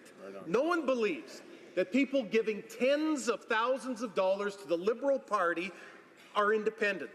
Will the Prime Minister learn a lesson here and ensure that the next Ethics Commissioner will not be another partisan Liberal and actually enjoy all party support? Honourable Government House Leader. Speaker, as we have said, we have put in a new process, an open, transparent, merit-based process where Canadians can apply for available positions that are posted online. And I encourage Canadians to apply. When it comes to political background, we encourage Canadians to be part of the political process. We encourage Canadians to be part of the decisions that we make in this place. We need to hear those perspectives, and that's why the Prime Minister said a political background of an individual is not the only thing that should be looked at. We should look at a merit-based appointment process. We should look at the diversity of our country. We should look at bilingualism and so forth. Thank you, Mr. Speaker. The Honourable Member for Battle River Crowfoot. Well, Mr. Speaker, the lesson learned here, hopefully, is that the Prime Minister shouldn't try again to appoint another partisan Liberal commissioner. No one believes that the Liberal House Leader or anyone else over there will actually consider Canadians who apply for these appointments online. How can Canadians believe that the new appointment process that she brags about is not just the Liberals' newfangled attempt to ensure that they get to appoint the partisan Liberal stalwart that they've always wanted? Exactly. The Honourable Government House Leader. Mr. Speaker, I believe the member might be projecting, but when it comes to this government under the leadership of this Prime Minister, we have put in a new process, an open, transparent, merit-based process where available positions are posted online and Canadians can apply. That was part of our commitment and exactly what we delivered. When it comes to our aim, it's always to identify high... Alors, je demande aux députés de me éclairer, aux autres députés d'écouter à la... I would like to urge honourable members to listen to the answer without interrupting. Our aim has always been to identify high-quality candidates who will help to achieve gender parity and truly reflect Canada's diversity. Under our new process, we have made over 150 appointments, of which 60% are women, 13% visible minorities, 10% indigenous. The Honourable Member for Abitibi, Bay James Nunavik. Proposal before us to remove gender and other discrimination from the Indian Act. This is one of the many long injustices faced by Indigenous peoples in Canada. And if you guess that with a self-proclaimed feminist Prime Minister, it should be no problem, well, you would be wrong. The Liberal government is arguing that they need more time to consult before acting. I ask the government, Mr. Speaker, is there any other people in this country who need to consult before they can be entitled to their human rights? Because if not, that is racism. Honourable Parliamentary Secretary to the Minister of Indigenous and Northern Affairs. Thank you, Mr. Speaker, and I thank my colleague for the question today. Fighting discrimination is a priority for our government, and ending sexual discrimination against Indigenous women is a priority as well. We are tackling this on two fronts. The first stage is Bill S3. That bill will take an approach to reform the registration, the membership, and citizenship in partnership with Indigenous people. The second step that we've adopted will be to immediately engage in formal consultations with Indigenous groups and those impacted by discriminatory registration. The Honourable Member for Abitibi, Bay James Nunavik. Mr. Speaker, there's talk of taking discrimination out now. Now, we have a self-proclaimed feminist Prime Minister who said his priority is a nation-to-nation relationship. However, the Liberal government has said it needs more time for consultations before taking action on issues as important as fundamental rights, believe it or not, Mr. Speaker. So I will ask again, if any other group in Canada faced this type of discrimination, would they still be consulting? Thank you, Secretary. Thank you, Mr. Speaker. My colleague knows very well that we're committed to ending sexual discrimination against Indigenous women. He also knows, Mr. Speaker, that Bill S3 is necessary to pass in the House of Commons in order to ensure that thousands of people who are currently being denied their rights in Canada will be gaining rights. Mr. Speaker, the government opposite fought Indigenous women on sexual discrimination for years in the courts. Our government, Mr. Speaker, is acting on it. We have withdrawn the appeal submitted by the former government, and we are going to do the right thing. The honourable member for Calgary, Rocky Ridge. Thank you, Mr. Speaker. Well, an investigation by the Information Commissioner revealed an employee of Shared Services Canada deleted 398 pages of email documents after receiving an ATIP request for documents containing the words Liberal Party. It's a serious offence to destroy documents subject to an ATIP request. Will the Liberal Attorney General recuse herself from the decision to prosecute and avoid an obvious conflict of interest? Yes or no? Secretary for Public Services and Procurement. Mr. Speaker, our government, of course, expects our employees to meet the highest level of ethical behaviour and decision-making as set out by the Values and Ethics Code for the public sector. Shared Services Canada took this situation very seriously, immediately launched an investigation, and of course notified the Information Commissioner. And as is usual, this matter has been now referred to the Attorney General. The honourable member for Calgary, Rocky Ridge. Well, this from the former Executive Director of the Liberal Party. We now know that the Shared Services Canada employee who deleted 398 pages of email documents following an ATIP is a Liberal EDA president. The Elections Act requires the Attorney General to recuse herself from all of these types of conflicts of interest. So for the second time, will the Minister recuse herself from this similar conflict and refer this matter directly to the Director of Public Prosecutions? Yes or no? Yes. The Honourable Parliamentary Secretary. Of course, Mr. Speaker, the government has acted according to procedure, as informed the employee, and of course informs all employees of their rights and their obligations as public servants. The matter is being dealt with as any other matter would, and we will await the Attorney General's judgment in this matter. The honourable member for Saskatoon Grasswood. Thank you, Mr. Speaker. One thing I know we can all agree on is that the protection of our children should be the highest priority for us as members of Parliament and members of society. Yet, this government seems intent on scrapping a provision that allows law enforcement and parents the ability to protect our kids. When it comes to our children, greater protection is always the best option. So why can't this Liberal government understand this very simple concept? The Minister of Public Safety. Mr. Speaker, of course, public safety, and particularly the protection of children, is our highest priority. And with the honourable gentleman, I'm sure every member of the House agrees with that principle. In fact, the National Sex Offender Registry, which was created in 2004, was fully funded, set up at the time by Public Safety Minister Anne McClellan. It is the key tool for ensuring that high-risk offenders are identified. When a potentially dangerous offender is about to be released from prison, the Correctional Service alerts the police, and if there is a danger, police alert the public. Again, police and communities working together. The Honourable Member for Richmond Arthabaska. Mr. Speaker, I have 3 children. Many colleagues here have children, and lots of Canadian families are asking the same question we are. Why is the Prime Minister refusing to put in place a public registry for convicted pedophiles? Mr. Speaker, I'll give the Prime Minister a second chance by putting a very simple question. Can he tell us if he will put in place a public sexual predator registry? Yes or no? Public safety. Mr. Speaker, the National Sex Offender Registry is already in place. It's been there since 2004, fully funded, fully operative, and working effectively across the country. In the dying days of the previous government, they introduced a piece of legislation that would add an additional database, but they did not set it up, Mr. Speaker, and they did not give 1 penny to fund it.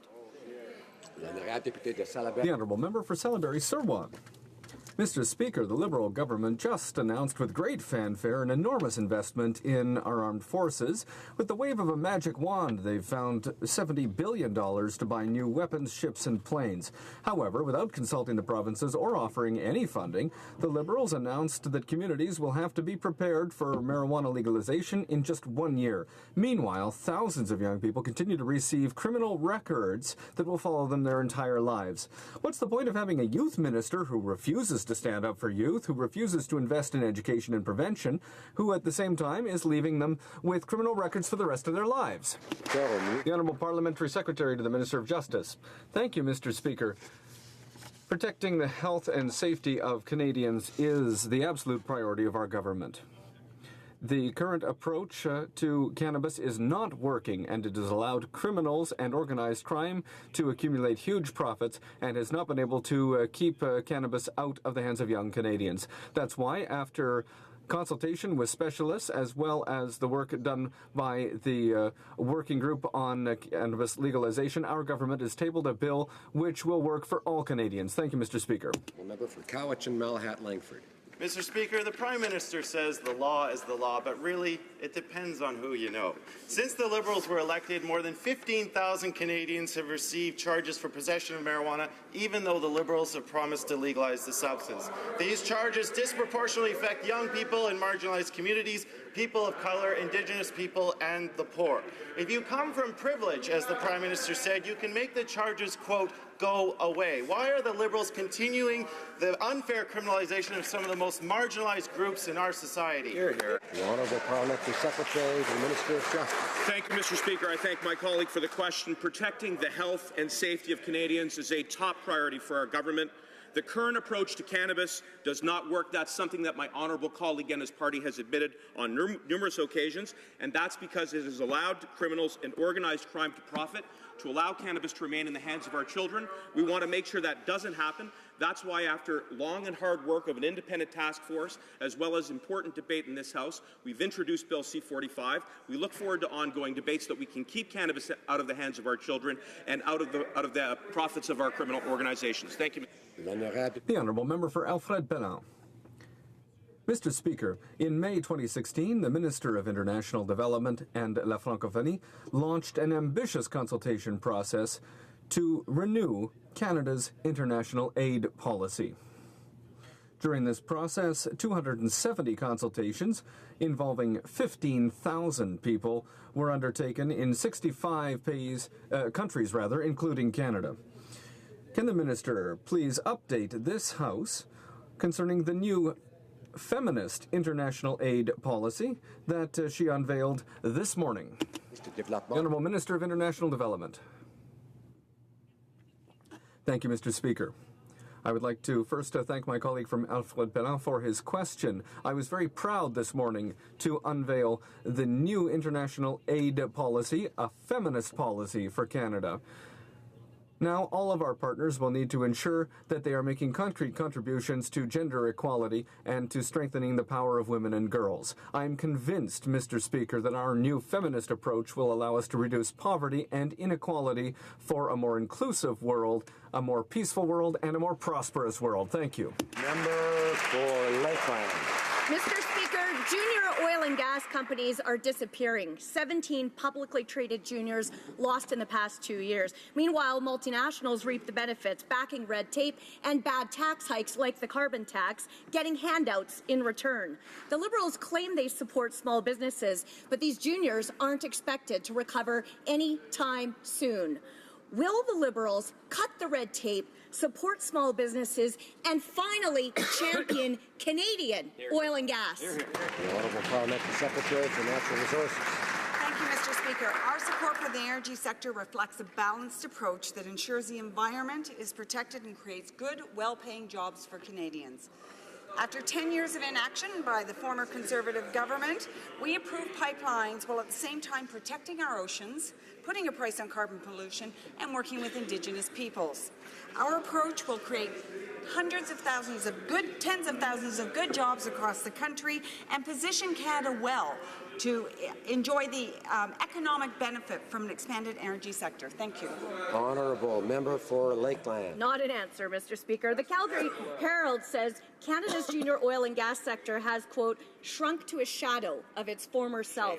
The Liberals' red tape, delays and reviews are hitting juniors while they're already down. Investors are fleeing and project costs are skyrocketing because of tax hikes and uncertainty. Despite their talk, the Liberals attack small businesses and entrepreneurs.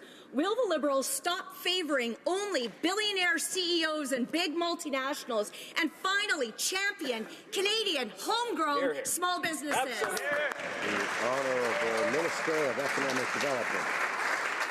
Mr. Speaker, we actually are supporting small businesses. We are supporting the entrepreneurs as well. That is why we introduced an innovation and skills agenda. This was part of our latest budget, and the focus is really investing in people and talent, particularly those that run our small businesses, Mr. Speaker. We're also making sure they have the latest technologies to be able to compete not only in Canada but globally as well. We're making sure that these small businesses succeed, have the ability to grow, have the ability to scale up, and create good quality jobs. That's why over the past 8 months, over 250,000 full-time, good quality jobs were created in the Canadian economy, Mr. Speaker. Order. The Honourable Member for Yorkton Melville.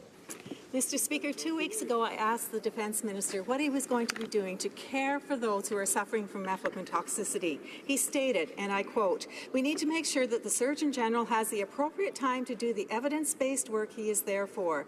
Days later, that study was released and mefloquine was relegated to a drug of last resort. Many of our veterans have testified about suffering life-altering reactions to this drug, and yet the Liberals continue to do nothing. What support is this government going to give to those who were forced to take mefloquine and are suffering the side effects? The Honourable Minister of Veterans Affairs. Mr. Speaker, our government takes seriously the men and the women and the issues they faced from their military service. In fact, any member of the Canadian Armed Forces who is now a veteran who needs services, who can tie their injury to that service, our doors are open. We encourage any one of these members to come forward, work with the 4,000 mental health professionals we work with from coast to coast to coast. We've expanded access to our military family resource centers, and we're investing in a center of excellence on PTSD and mental health issues. Our government is delivering for veterans. Honourable Member for Oshawa. Mr. Speaker, the federal framework on Lyme disease offers no new solutions and no new ideas or hope for Canadians living with this horrible disease. In fact, Lyme disease advocates and experts were left out of the process for developing the final framework. Instead, the Minister of Health developed nothing but an unfocused, scant document. Mr. Speaker, will the Minister of Health finally agree that her framework fails the very people it's meant to support and commit to finally working with the community to address their needs?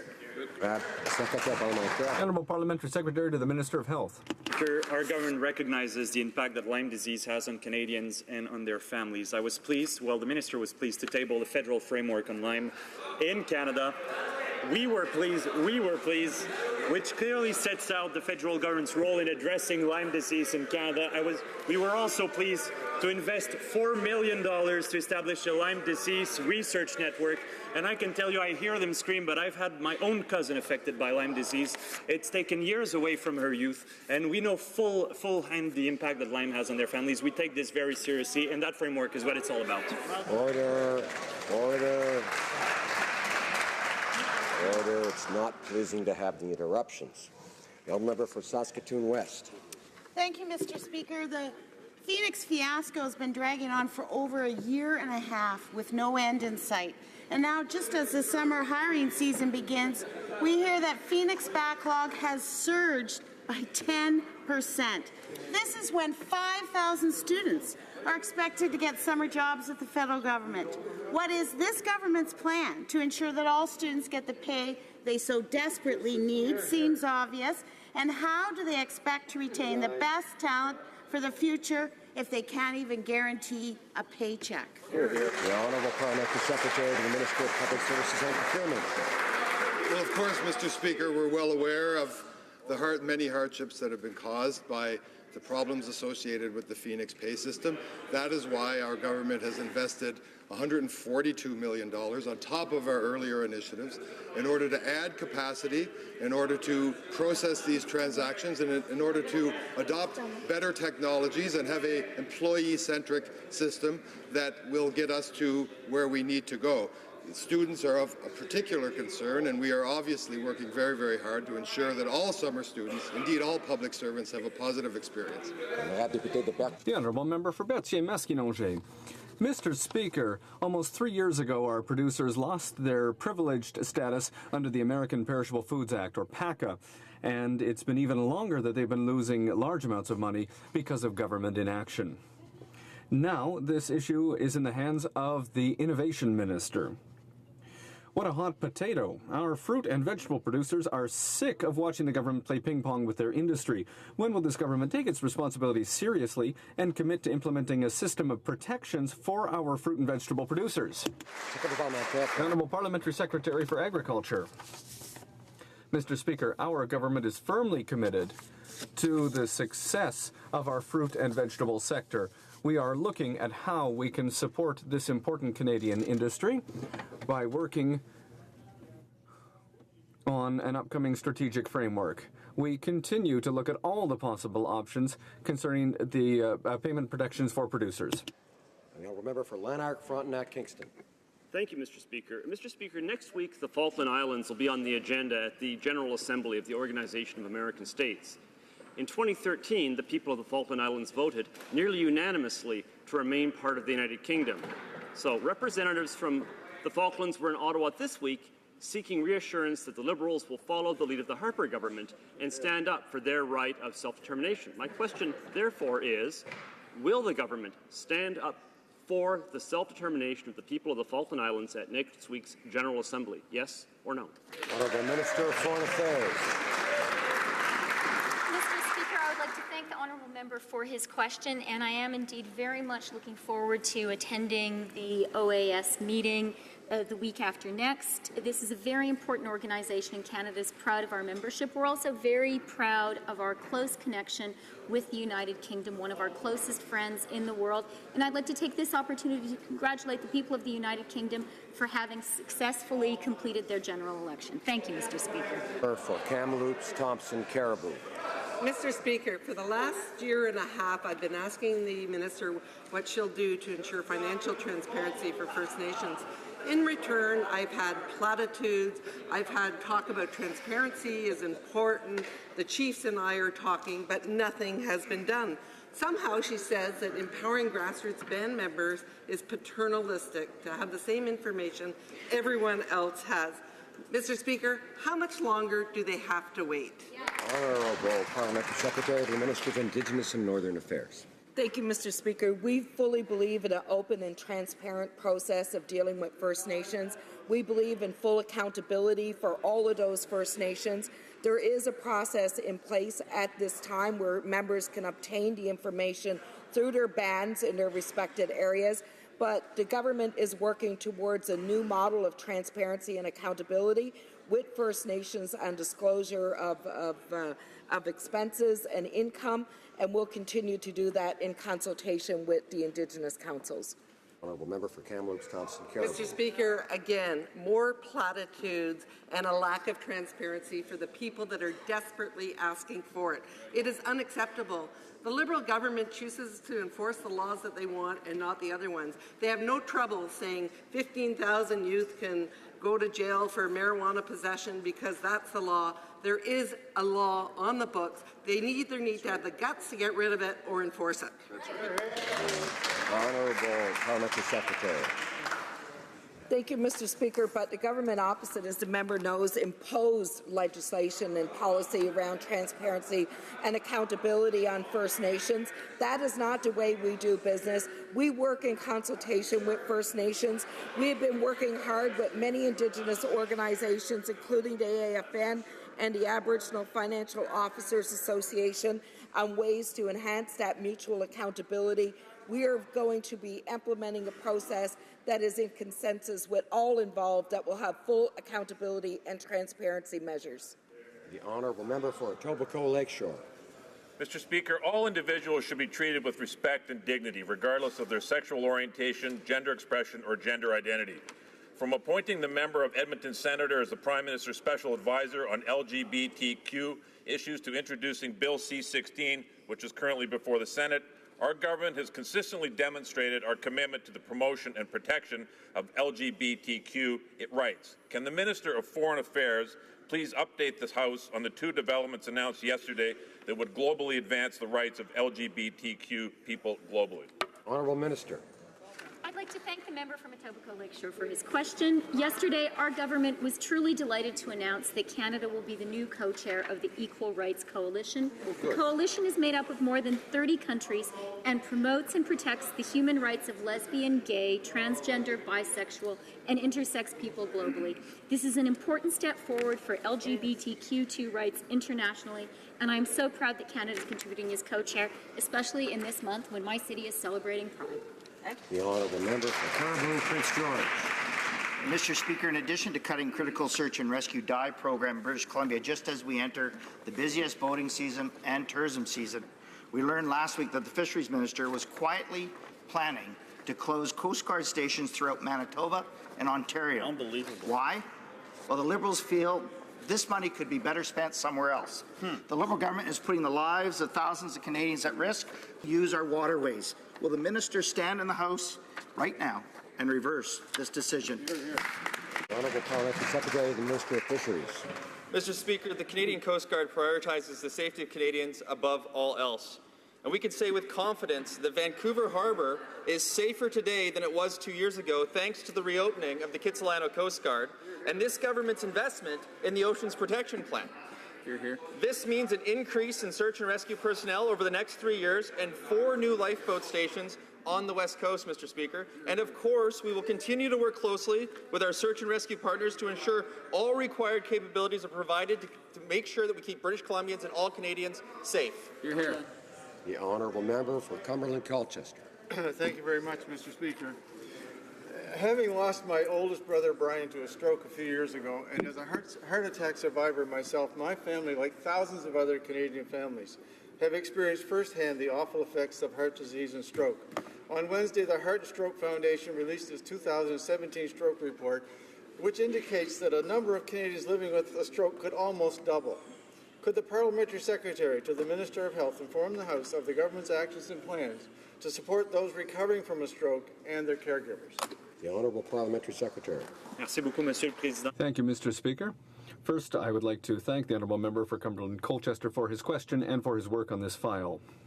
The impact that a stroke can have on an individual and their family, and that in many cases it's a family member that is taking time off work to help with the recovery. That's why our government is moving forward on our commitment to help Canadians that are supporting the needs of an ill family member by making benefits more inclusive and flexible. These are changes that are going to make a real difference and which will allow caregivers to keep income and protect their jobs in these difficult times. Thank you. The Honourable Member for Beauport-Limoilou. Mr. Speaker, the Liberal government has been in power for 2 years. 2 years where they've announced all kinds of projects and endless spending. 2 years of bragging about working for all the regions of Canada. And yet, we've seen nothing for Quebec City. Nothing for Beauport 2020. Nothing for the Pont de Quebec. Nothing for the cruise ship terminal. Nothing for the INO. Nothing for the Nordic Institute. And no minister for Quebec. The Liberals, have they ever heard of Quebec City? What's the problem? The Honourable Parliamentary Secretary for Infrastructure. Mr. Speaker, in Quebec, and I've been across Quebec and in Quebec City recently, we have 256 projects underway in Quebec with $2.8 million in investment. We are there for Quebec. We're investing in Quebec.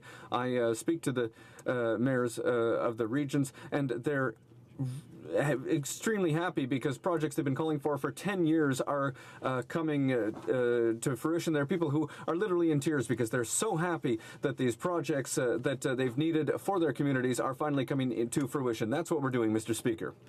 The Honourable Member for Mokan. Mr. Speaker, a week ago, the children of Raif Badawi had a message for the Prime Minister. What they said, quote, was, "It's unfair that our father is in prison. He didn't kill anyone. He just created a blog. Mr. Prime Minister, pick up the phone, call the King of Saudi Arabia so that our father can come home." That was their heartfelt message. Has the Prime Minister called the King of Saudi Arabia to free Raif Badawi as his children have asked? The Honourable Parliamentary Secretary for Consular Affairs. Mr. Speaker, our government and myself included have raised the case of Mr. Badawi at the highest level with the Saudi government. We will continue to ask for clemency for Mr. Badawi. We appeal for humanitarian reasons to see Mr. Badawi reunited with his family, and I want to take a moment to commend Mr. Badawi's wife, whom I met several times, for her courage and her strength. The Honourable Member from Mokan. Mr. Speaker, the Minister of Foreign Affairs talked this week about great principles. She told us that Canada has to show leadership and that it will. And that's all fine. But what about human rights? How is it that this government can discuss arms deals with the Saudis, but they refuse to discuss human rights with them? If this government wants to be taken seriously, as a serious leader, what's it waiting for to get involved and demand the release of Raif Badawi? Honourable Parliamentary Secretary. Mr. Speaker, our government has been consistent. Human rights promotion is a pillar of our foreign policy. Everywhere we go, every time we meet with government officials, our ambassadors, our heads of missions around the world are promoting human rights and calling for equal rights to all. Mr. Badawi's case has been important to our government. We will continue to appeal to the Saudi government on a humanitarian basis for clemency, so he is reunited with his family. The Honourable Member from Mokan. Mr. Speaker, when it comes to Quebec, the Prime Minister's playing good cop, bad cop. After sending Philippe Couillard off to manage his own affairs, now he wants Quebecers to feel more at home in Canada. The last time that a Trudeau started getting involved in playing this game, Quebec ended up in exile. Will the Prime Minister finally respond to the unanimous resolution of the National Assembly, calling on him to respect Quebec's laws and amend Bill C-44? The Honourable Parliamentary Secretary. Mr. Speaker, I am very happy to inform the member that when it comes to Bill C-44 and infrastructure projects in particular, there are projects in the projects that will take place in Quebec and any province will respect the laws of that province, Quebec in particular here, and that will always be the case. Thank you, Mr. Speaker. My question is for the Minister of Transportation. In May, the Auditor General released a report highlighting Transport Canada's failure to show leadership in addressing the infrastructure needs of Nunavut airports. Our airports do not meet Canadian safety standards. They lack safe runways, adequate lighting, vital weather, and navigational aids. I've seen this firsthand because I've been in every airport in Nunavut. It's the only way to access our communities and transport essential goods and services. This is simply unacceptable. Will the Minister commit to taking the lead and address these urgent infrastructure needs? Thank you, Mr. Speaker. Honourable Minister. Mr. Speaker, our government recognizes the importance of safe air services in the North, and we welcome the Auditor General's report, and we will be collaborating with the territorial governments as well as northern communities and Indigenous groups in order to identify the priorities with respect to northern transportation. I was up in Iqaluit myself last year to talk specifically about that. And as you know, in the 2017 budget, we did identify a National Trade Corridors Fund, and that will specifically also recognize transportation needs in the north of our country, as well as the $2 billion rural and northern infrastructure. I would like to draw to the attention of honourable members the presence in the gallery, the Honourable Ricardo Miranda, Minister of Culture and Tourism for the province of Alberta.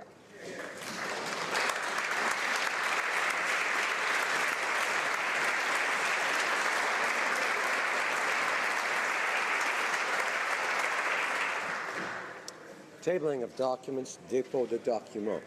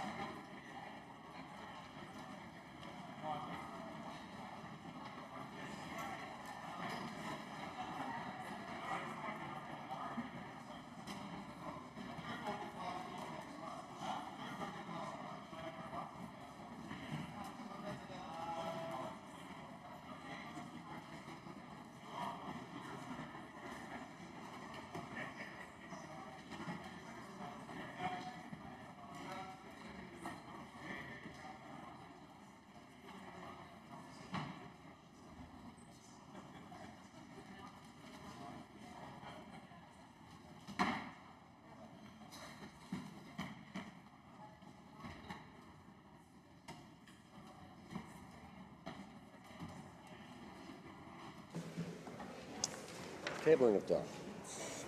Pursuant to paragraph 91A of the Parliament of Canada Act, it is my duty to present to the House the annual report of the Conflict of Interest and Ethics Commissioner in relation to the Conflict of Interest Code for members of the House of Commons for the fiscal year ended March 31, 2017. Pursuant to Standing Order 1083A, this document is deemed to have been permanently referred to the Standing Committee on Procedure and House Affairs. J'ai l'honneur de déposer sur le bureau. I have the honor of tabling the 2016-2017 annual report pursuant to the Access to Information Act and the Privacy Act of the Auditor General of Canada. Le document est réputé.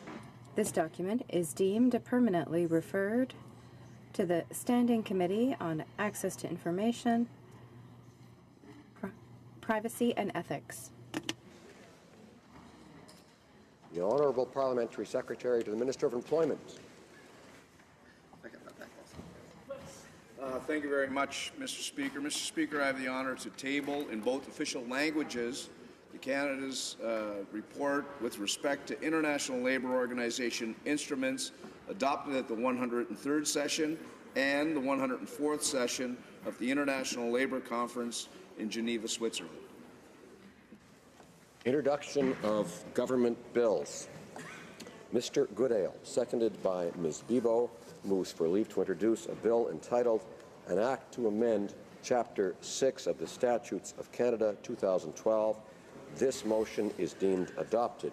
Mr. Goodale, seconded by Ms. Bibeau, moves that the bill be now read a first time and be printed.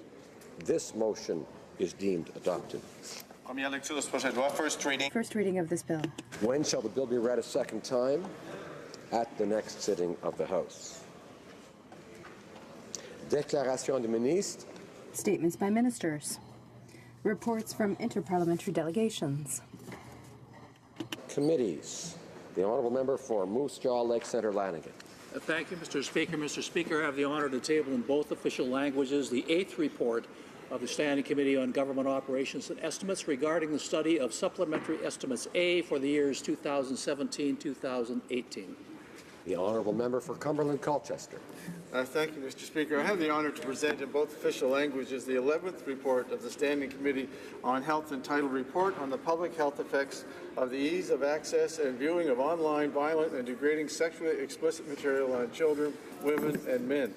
And pursuant to Standing Order 109, the committee requests that the government table a comprehensive response to this report. I just want to thank the committee and the witnesses for their good work on this, and although it was a wide-ranging subject, with a lot of interest, we attempted to stay focused on the issue exactly as outlined in the reference to the committee, and I think we succeeded in doing that, Mr. Speaker, and we look forward to the response from the government. Thank you. The Honourable Member for Etobicoke Lakeshore. Thank you, Mr. Speaker. I have the honour to present in both official languages the 5th report of the Standing Committee on Natural Resources entitled The Nuclear Sector at a Crossroads, Fostering Innovation and Energy Security for Canada and the World. Pursuant to Standing Order 109, the committee requests that the government table a comprehensive response to this report. Excuse me, thank the member for that report. Following the report tabled by the honourable member for Cumberland Colchester, I should have turned to the honourable member for Lethbridge for relation to a dissenting opinion. Mr. Speaker, I would first off like to thank the honourable member from Peace River Westlock for putting forward motion M47. Now, this report could have served as a very strong voice on behalf of a generation of women who have been objectified and who have had their equality undermined by violent and degrading sexually explicit material. Instead, however, this committee study was limited to the smallest number of meetings possible, witnesses were prevented from appearing, and the majority of witness testimony was in fact ignored. For this reason, the Conservative members are tabling a dissenting report. If we are serious about this topic and preventing rape culture from developing further in Canada, we must do more. Thank you. The member for Etobicoke Lakeshore. Mr. Speaker, I have the honour to present in both official languages the 6th report of the Standing Committee on Natural Resources entitled De-risking the Adoption of Clean Technology in Canada's Natural Resources Sector, pursuant to Standing Order 109. The committee requests that the government table a comprehensive response to this report. Mr. Speaker, I would like to thank our clerk and our analysts and all of the committee members and witnesses for working so hard to prepare and deliver this unanimous report. Thank you, Mr. Speaker. Dépôt de projet de loi amenant Introduction of private members' bills. Mr. Julian, seconded by Mr. Ustetsky, is tabling a bill entitled An Act to Provide for Fair, Democratic, and Sustainable Trade Treaties. This motion is deemed adopted. The Honourable Member for New Westminster Burnaby. So pleased to present today the Fair, Democratic, and Sustainable Trade Act, which is a true progressive and environmental approach to international trade. Comme vous savez, Monsieur le Président, souvent dans le... As you know, Mr. Speaker, often there are bills that have been presented regarding trade that were neither fair nor democratic. Trade framework that meets with progressive Canadian values of transparency and democracy and fairness. C'est maintenant le temps pour le Canada de mon... Now is the time for Canada to show leadership and innovation regarding democratic treaties and fair trade. Fair, democratic, and sustainable approach to trade and fair, democratic, and sustainable trade treaties. I hope all members of Parliament will support this important legislation. Thank you, Mr. Speaker. Mr. Julian, seconded by Mr. Stetsky, moves that the bill be now read a first time and be printed. This motion is deemed adopted. First reading of this bill, première lecture de ce projet de loi. When shall the bill be read a second time? At the next sitting of the House.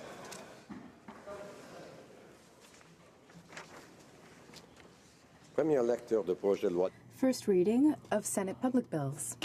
Présentation de pétitions. Presenting petitions. For Red Deer Lacombe. Thank you very much, Mr. Speaker. I have the honour to present on behalf of my constituents and people from all over Western Canada several petitions. The first couple of petitions dealing with health and, of course, dealing with palliative care, calling upon the government to do more for palliative care. I have another petition, Mr. Speaker, dealing with a number of signatures dealing with their disdain for the fact that once the gender of a baby in the womb is known, abortions are still allowed to be performed. They're calling on the government to end the practice of sex selection abortions. And I have another petition from a number of my constituents as well, dealing with the overall issue of abortions, Mr. Speaker. Honourable Member for Leeds, Granville, Thousand Islands, and Rideau Lakes. Thank you very much, Mr. Speaker. I'm pleased to present an electronic petition E786, which has been signed by over 900 Canadians from all across Canada, calling on the government to change the criteria to qualify for the thalidomide compensation package by including an assessment by a qualified medical professional who specializes in deformities caused by thalidomide, since many survivors cannot access medical records. Mr. Speaker, this week the Health Committee submitted a letter to the Minister calling on for the government to do exactly that, which in addition they also asked for to err on the side of compassion to help these victims who have endured a life of pain and suffering and discrimination. Thank you very much, Mr. Speaker. Honourable Member for Cowichan, Malahat, Langford. Thank you very much, Mr. Speaker. It's an honor to rise again in the House on behalf of the amazing constituents of Couch and Malahat Langford to present more petitions on behalf of bees. The petitioners recognize that the mortality rate for colonies of bees and other pollinators has been rising for the past 3 years, that insects, primarily bees, play a role in the pollination of 70% of flowering plants, and that honeybees contribute more than $2.2 billion to Canada's agricultural economy each year. Therefore, Mr. Speaker, the petitioners call upon the government to take concrete steps to solve this problem, to develop a strategy to address the multiple factors related to bee colony deaths, and to facilitate, to force seed companies not to sell seed that has been treated with neonicotinoids and other pesticides. Thank you, Mr. Speaker. The Honourable Member from Montcalm. Mr. Speaker, the petition that I'm tabling today is from an organization by riding, Centre Femmes de Montcalm. These women do extraordinary work. This petition is part of an awareness and education workshop for my health and that of the planet. The participants were stunned to see how rare it was to have a list of ingredients on household cleaning products and the lack of legislation on labeling of these products in Canada. This petition asks the Minister of Health to make it mandatory for ingredients in household cleaning products be indicated based on the labeling legislation for cosmetics. This is a matter of public health and environmental protection. Contamination with chemical products does not discriminate, and it affects everyone. Now, member for York Simcoe. Thank you, Mr. Speaker. And the Liberal war on history has prompted many historical societies to forward petitions to me, and today I'm presenting another one on the subject of them asking the Government of Canada to respect and celebrate history during the 150th anniversary of Confederation. The members of the West Elgin Genealogical and Historical Society have signed this petition. Their community draws its roots from the Canada Southern Railway, and this is a railway that was part of the Confederation-era focus on railways as a mechanism to connect Canada. The petitioners call on the government to make Confederation a theme of the 150th anniversary of Confederation, reversing the Liberal government's decision to exclude it as a theme. The member for Winnipeg North. Mr. Speaker, it's a pleasure to table today a petition from a number of residents in Winnipeg. It's in regards to the Communist Party where the Communist Party launched an intensive nationwide persecution campaign to eradicate Falun Gong back in July 1999. Literally hundreds of thousands of Falun Gong practitioners have been detained in forced labor camps, brainwashing centers, and prisons where torture and abuse are routine, and thousands have died as a result. I have four petitions on that particular issue that I'd like to table today, Mr. Speaker, and they're calling upon parliamentarians to do what we can in order to be able to best address this issue. The member for Halliburton, Kawartha Lakes Brock. Thank you, Mr. Speaker. I have two petitions to present to the House, calling upon the Minister of Finance to ensure that Canada's tax policy with respect to campgrounds is recognized as active business, similar to other tourism operators such as hotels, in order that they may claim the small business tax deduction.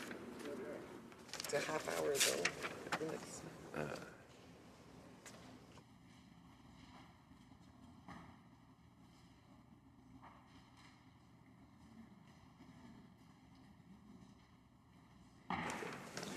Questions from the order paper. The Honourable Parliamentary Secretary to the Government House Leader. Yes, Mr. Speaker, I would ask that all questions be allowed to stand at this time, please.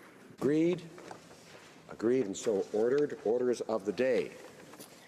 Government Orders, Government Bills, Commons, consideration at third reading stage of Bill C-44, Budget Implementation Act of 2017, number 1. Okay. Resuming debate. The Honourable Member for Elmwood Transcona.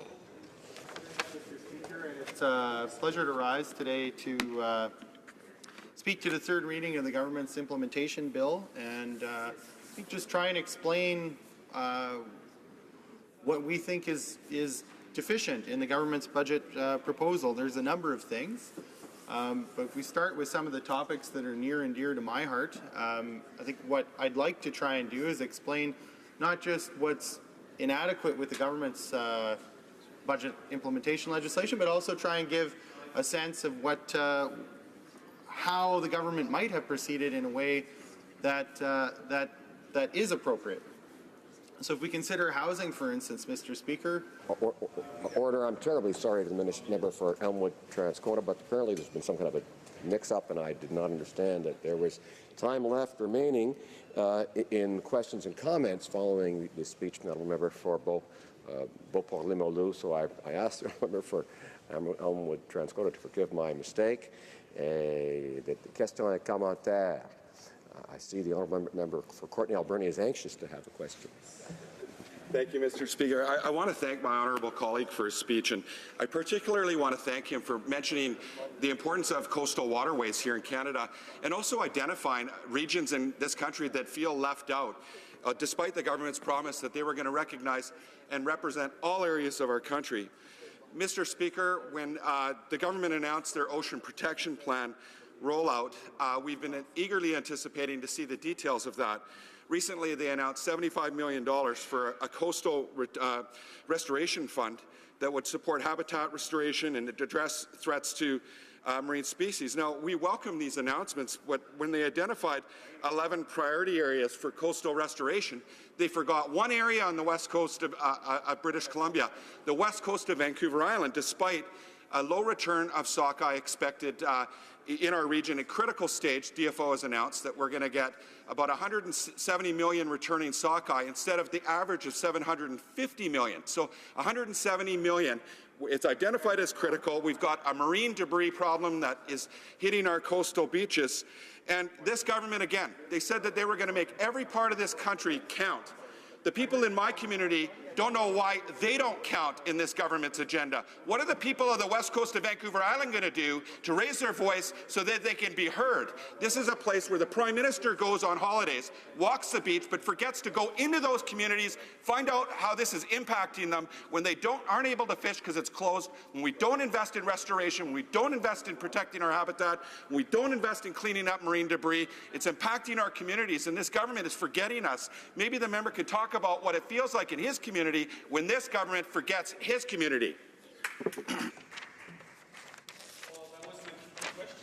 From Quebec City, and all our major projects were left out. And the member that responded to me said, all over Quebec people, all over the province of Quebec, mayors are crying so much they're happy to have projects.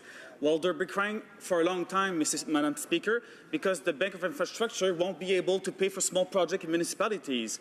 Concerning the protection of the coast, we can't protect the coast without ships. Us, the Conservative government, we put in place contracts with the Seaspan shipyard in Vancouver to build 10 new ships for the Coast Guard and for research projects. And those ships have major delays, and we haven't heard the government concerning that. And again, I would say that the most terrible thing about this budget, it's only speaking not to all Canadians. It speaks to particular group of interest. It speaks to one single class, the middle class.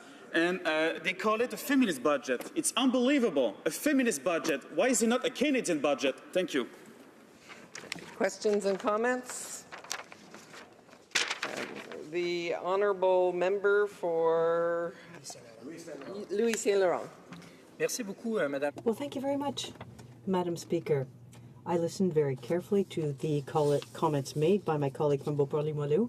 As you know, that as Conservatives, we're very cautious when it comes to managing public funds, and we look at household leaders. A good family knows how to manage their budgets. Does he, as a father, know how to manage his finances? Would he manage his personal finances the way the Prime Minister is managing the country's?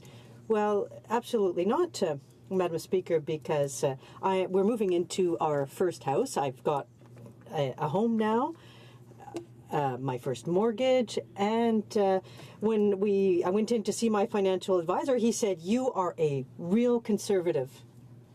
Now, I was in the armed forces, I went into politics, I wasn't out there wildly spending. We set aside money for a mortgage, and we invested it.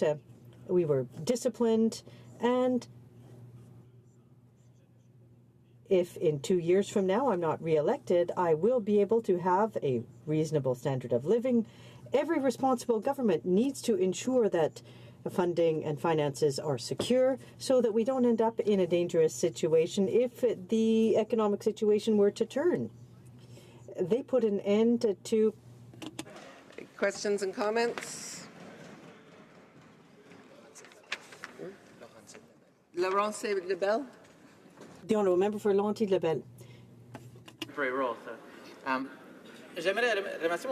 I'd like to thank my colleague for his remarks. I'd like to contrast something that he said at the end of question period. Now, he talked about good management for public funds. And I'd like to explain what I mean here. Now, the Conservatives were in power for 10 years. They ran up deficits. And what happened with all of that? Well, there wasn't strong economic growth. We've had stronger economic growth in the time we've been in power than over their 10 years. Now, the Conservatives never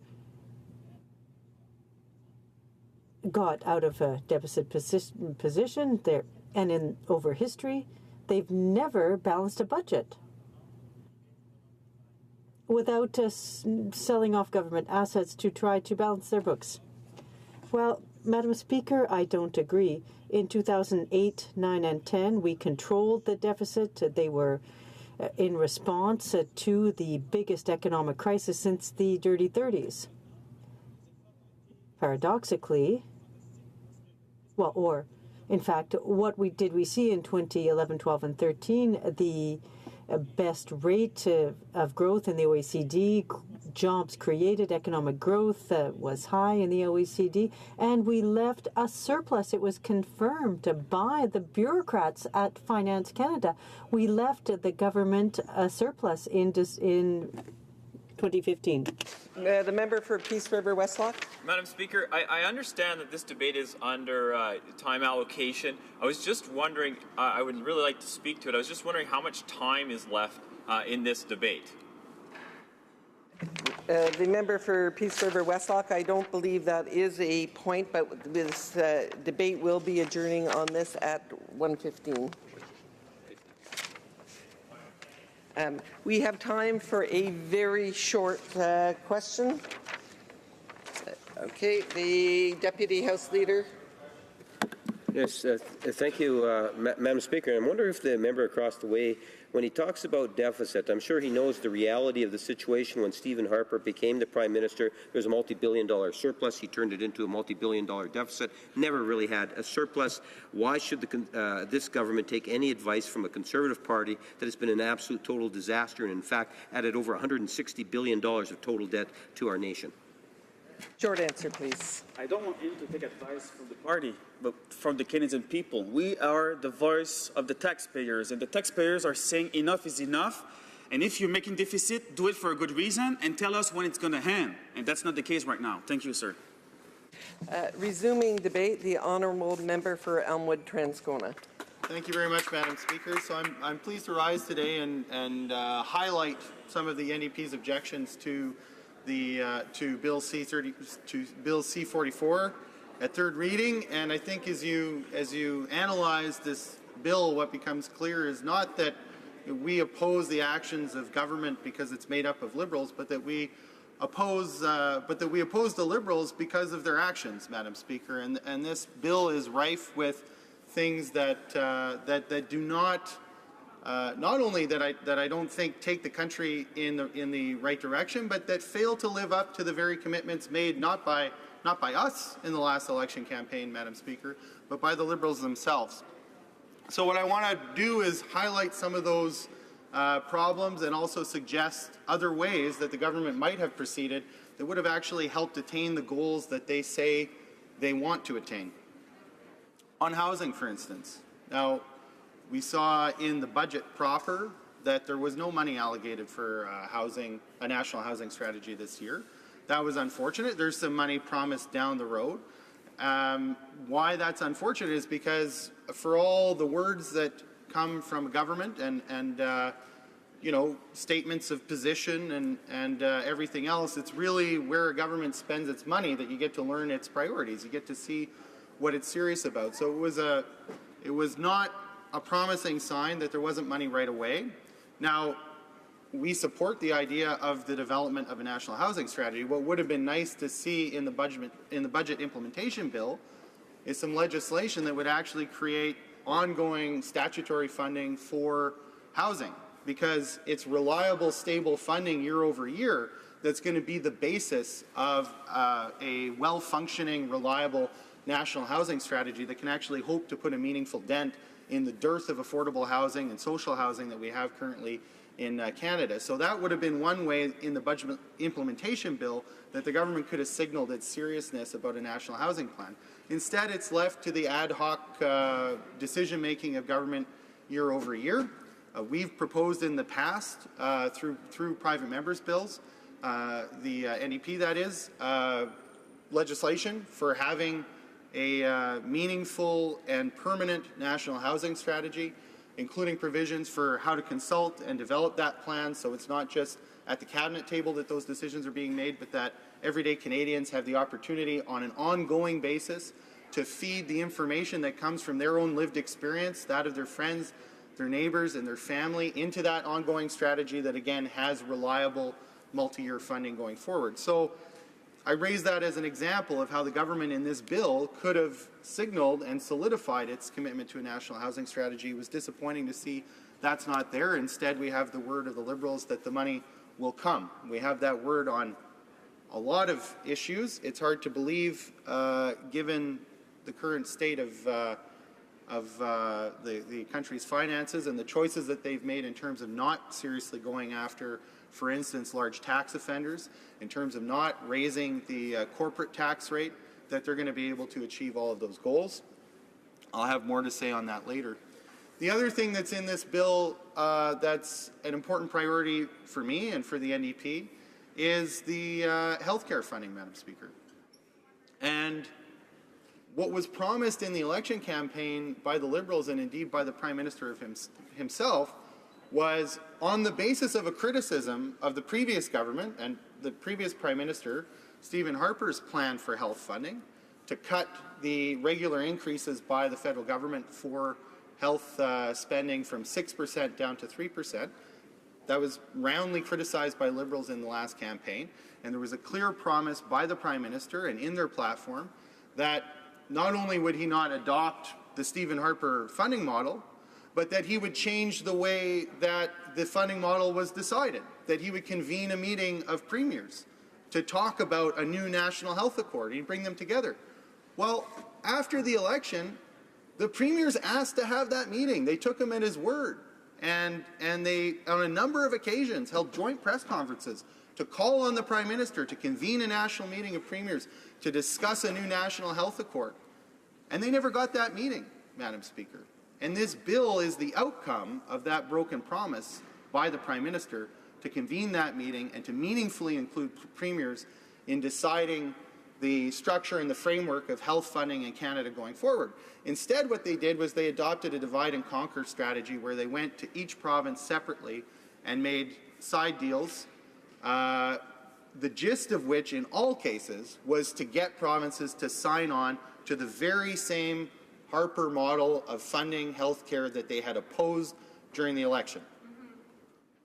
And that's what's represented in this bill.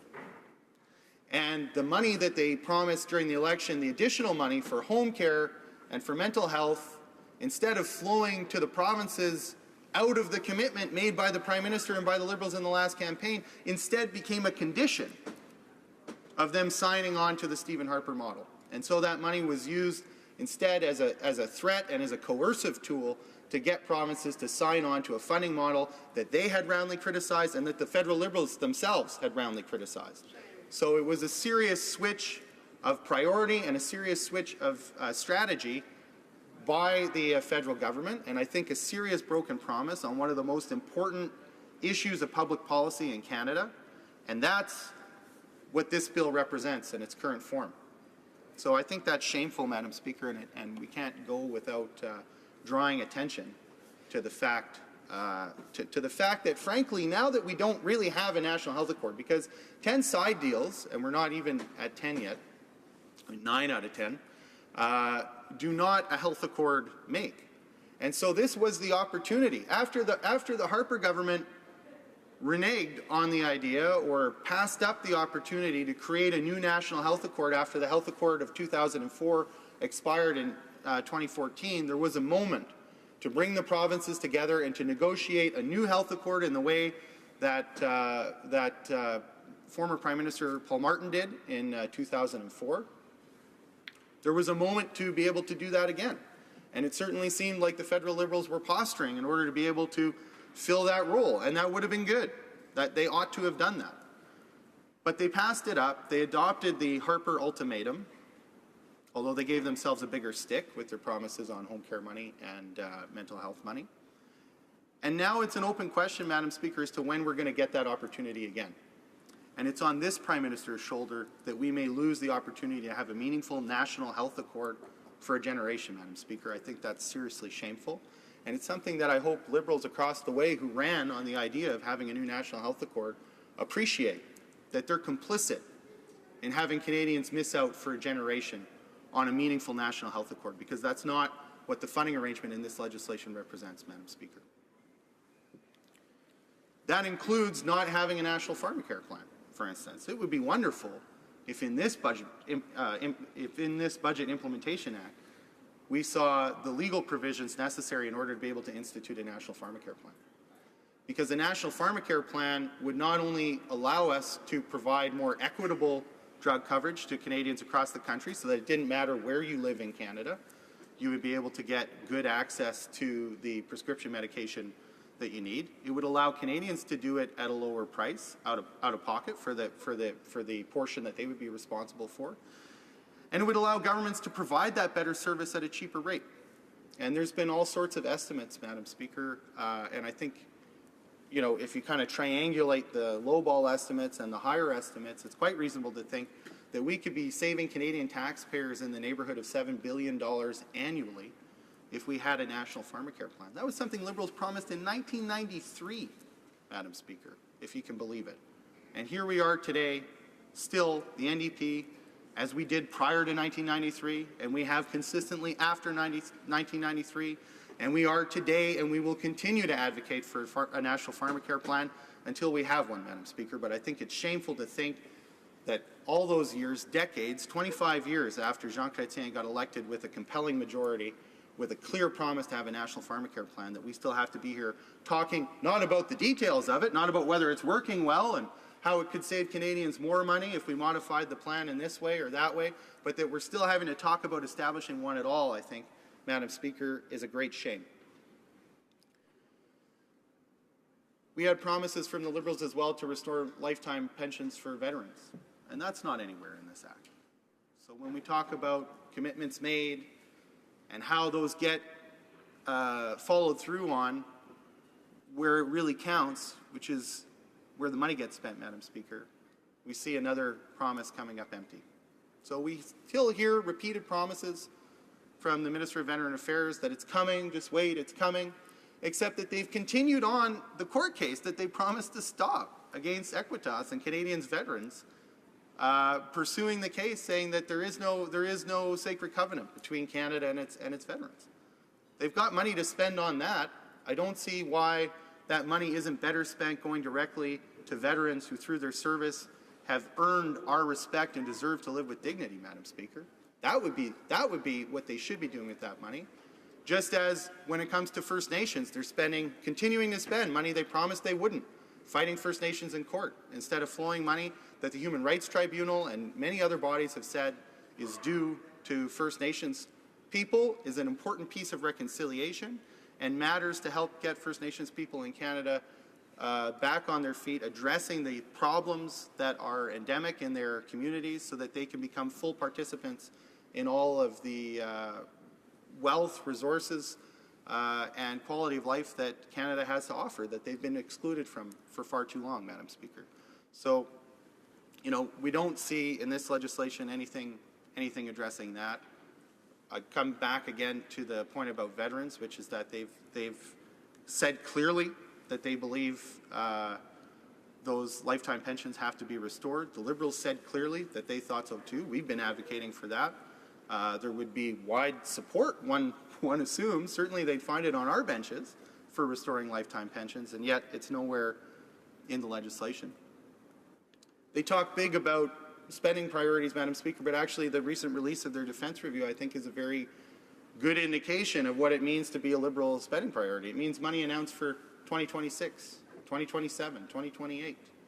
Don't worry, by the time your grandkids are adults, we'll start spending money on this serious priority, say the Liberals.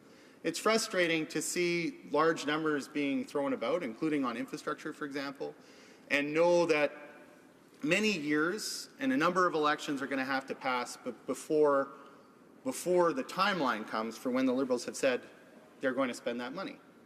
Because that means we're not having a serious debate in Parliament about what our priorities are. What we're doing instead is playing a game of make-believe with monopoly money. You can announce all sorts of money for 2035. You're never going to have to deliver it. And the circumstances are going to have changed so many times and in so many ways, in ways we can't predict, that by the time you actually get around to when that money would be spent, it will have been rebudgeted and reallocated and changed many times over. So it's convenient for a government now to talk about what it wants to do in 2027 or 2030 or 2040 or 2050, 2055 I think it is, when they're saying that they might balance the books. But it's not a real debate. And I think it does a disservice to this place and a disservice to Canadians for a government to pretend that somehow by announcing money 10 years into the future that they're doing a real thing. And then that's really indicative of what their priorities are. I think people in this place deserve better. I think the people we represent deserve better. And so I make no apologies for focusing on the next few years of what the government has announced as spending, because the rest has yet to come. And if they were serious, I'll go back to my point about housing, if they were serious about long-term funding, because it is the case that sometimes you need a 5-year plan or you need a 10-year plan if you want to address something. That's certainly true when it comes to addressing the shortage of affordable and social housing we have, but then including in legislation, as this bill does not, a national housing strategy and statutory funds for that strategy is the way to do it. And I think it's a sign, or at the very least, I think it appears to be a sign of insincerity when governments talk about the need for a long-term plan, but they don't want to have any accompanying legislation that would actually mandate the money and lay out the consultation process for that kind of long-term spending. Because long-term spending like that ought not to be done willy-nilly. So if you want to say we need a 10-year plan for this, then there should also be a corresponding structure, and that's something that's appropriate to lay out in legislation and to provide a legislative guarantee of those funds. We don't see that in this bill, Madam Speaker. What we do see is a guarantee for a structure going forward, not just for 10 years, but indefinitely, where Canadian taxpayer money is going to be used to pad the pockets of corporate Canada. That's shameful. That, when we talk about legislating your priorities in the budget implementation bill, and when we talk about putting money where your mouth is, they are doing that, Madam Speaker. They are doing that. They're talking about a $35 billion fund that's going to be used to privatize infrastructure in Canada and make it easy for large corporations, not even large Canadian corporations, but large international corporations to come in and to own Canadian infrastructure and to dictate to Canadians what they're going to pay to use a highway or to cross a bridge, and to make money on that, and then when it's not making money anymore, if the plan was ill-conceived and it doesn't generate the 7 to 9% return that they thought it would make, and they walk away from the project, to have Canadian taxpayers pay the bill for walking away on that. So we do see what the Liberal priorities are in this bill. Unfortunately, they're not the priorities that they espoused during the election campaign. So we have a government that talks about openness and transparency. We have very good reason to doubt the sincerity of that. We just heard yesterday that their record on access to information requests, for instance, which I think is a very reasonable measure of openness and transparency, is worse than the Harper government's record was in its last year, Mr. Speaker. When we talk about the embarrassing appointment process or non-appointment process now for Madeleine Meillard to the position of Commissioner of Official Languages. That was a process that was far from open and transparent. The Prime Minister still won't admit that it was a mistake to think that such an overtly partisan person could be seen as independent enough to occupy the position of an independent officer of Parliament. There's nothing open or transparent about that, Mr. Speaker. And so I think Canadians have every right to worry that with a proposal like the Infrastructure Bank, that they can't expect the kind of openness and transparency that you would need in order to be able to evaluate whether it's actually getting value for money. And they want to pretend that somehow, and it may well be true, that more things get built as a result of this Infrastructure Bank. But they're not getting built for free. No one's building that out of charity for Canadians. The Saudi Investment Authority isn't going to come to Canada because of the Infrastructure Bank and say, geez, you know, we got a letter from that bank. We hear you need a major bridge. Yeah, we'll build that for you. And we'll do it on the cheap, and you know, you guys can, or we'll do it cheaply for you, and we'll just build you this really nice quality bridge, and we won't ask for payment. Canadians are going to pay. If you're building more infrastructure, then you're paying more, because there's no such thing as a free lunch.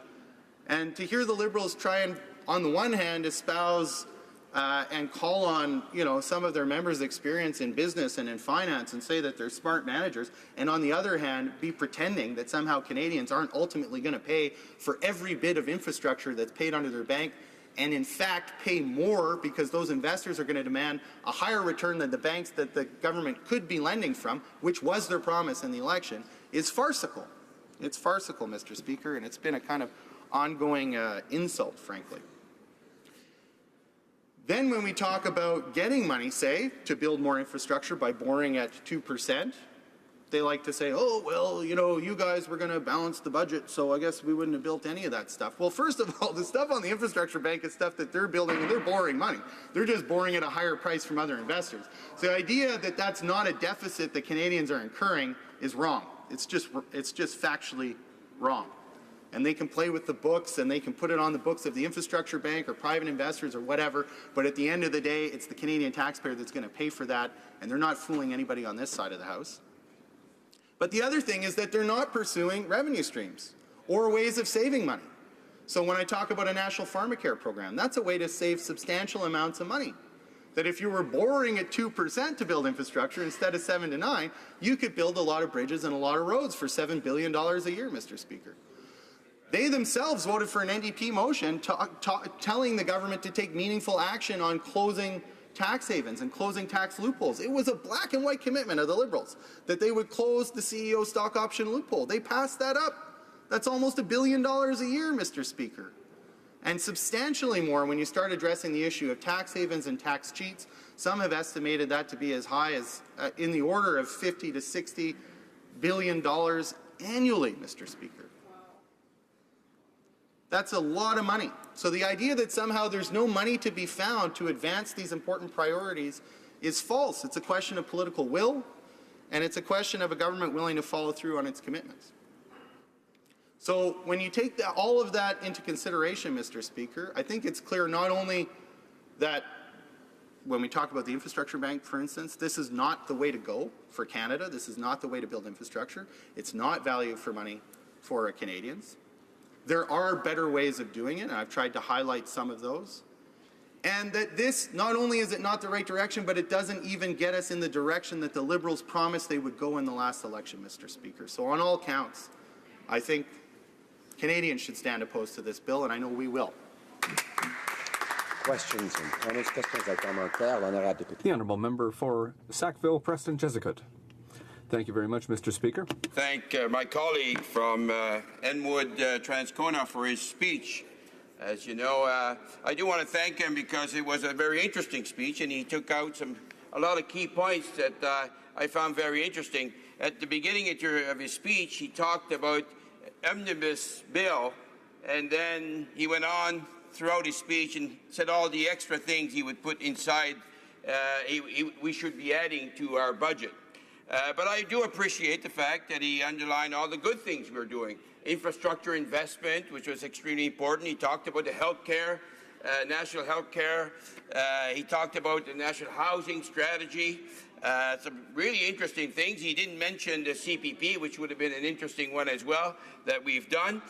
But I guess sitting in opposition and talking about all the good things, I'd like to know where him and his party would have made the cuts that would have been required to maybe accomplish half of what we are accomplishing in this budget here. So we heard the leader of the opposition throughout the campaign saying that there would be no deficit. So with all the good things we're doing with no deficit, it would have been about half or less. So I'd like him to expand on that, please. Honourable Member for Elmwood Transcona. Thank you, Mr. Speaker, and I thank him for the question, although I seem to recall that I did actually try to explicitly answer that question in my speech because it was an obvious one to anticipate, and my answer essentially was that, you know, Liberal cowardice in the face of corporate Canada and their international corporate friends means that for them, for some reason, despite election promises, pursuing revenue from the corporate sector, either by raising the corporate tax rate or closing tax loopholes, isn't an option. But that is an option for us because we are willing to stand up to corporate Canada and the international corporate elite and let them know that they need to pay their fair share. So we don't have the same dilemma that the Liberals have because we're actually not ideologically blocked from pursuing reasonable revenue options, Mr. Speaker. On the point about the CPP, I'm glad you mentioned it actually because it turns out 20 minutes isn't very long and there were some other points I wanted to address. Of course, their CPP reforms aren't in the Budget Implementation Act, which is why it wasn't a priority for me to mention today, but I did want to mention it because something that is in here are changes to the EI rules that would allow parents apparently more choice in terms of their parental leave.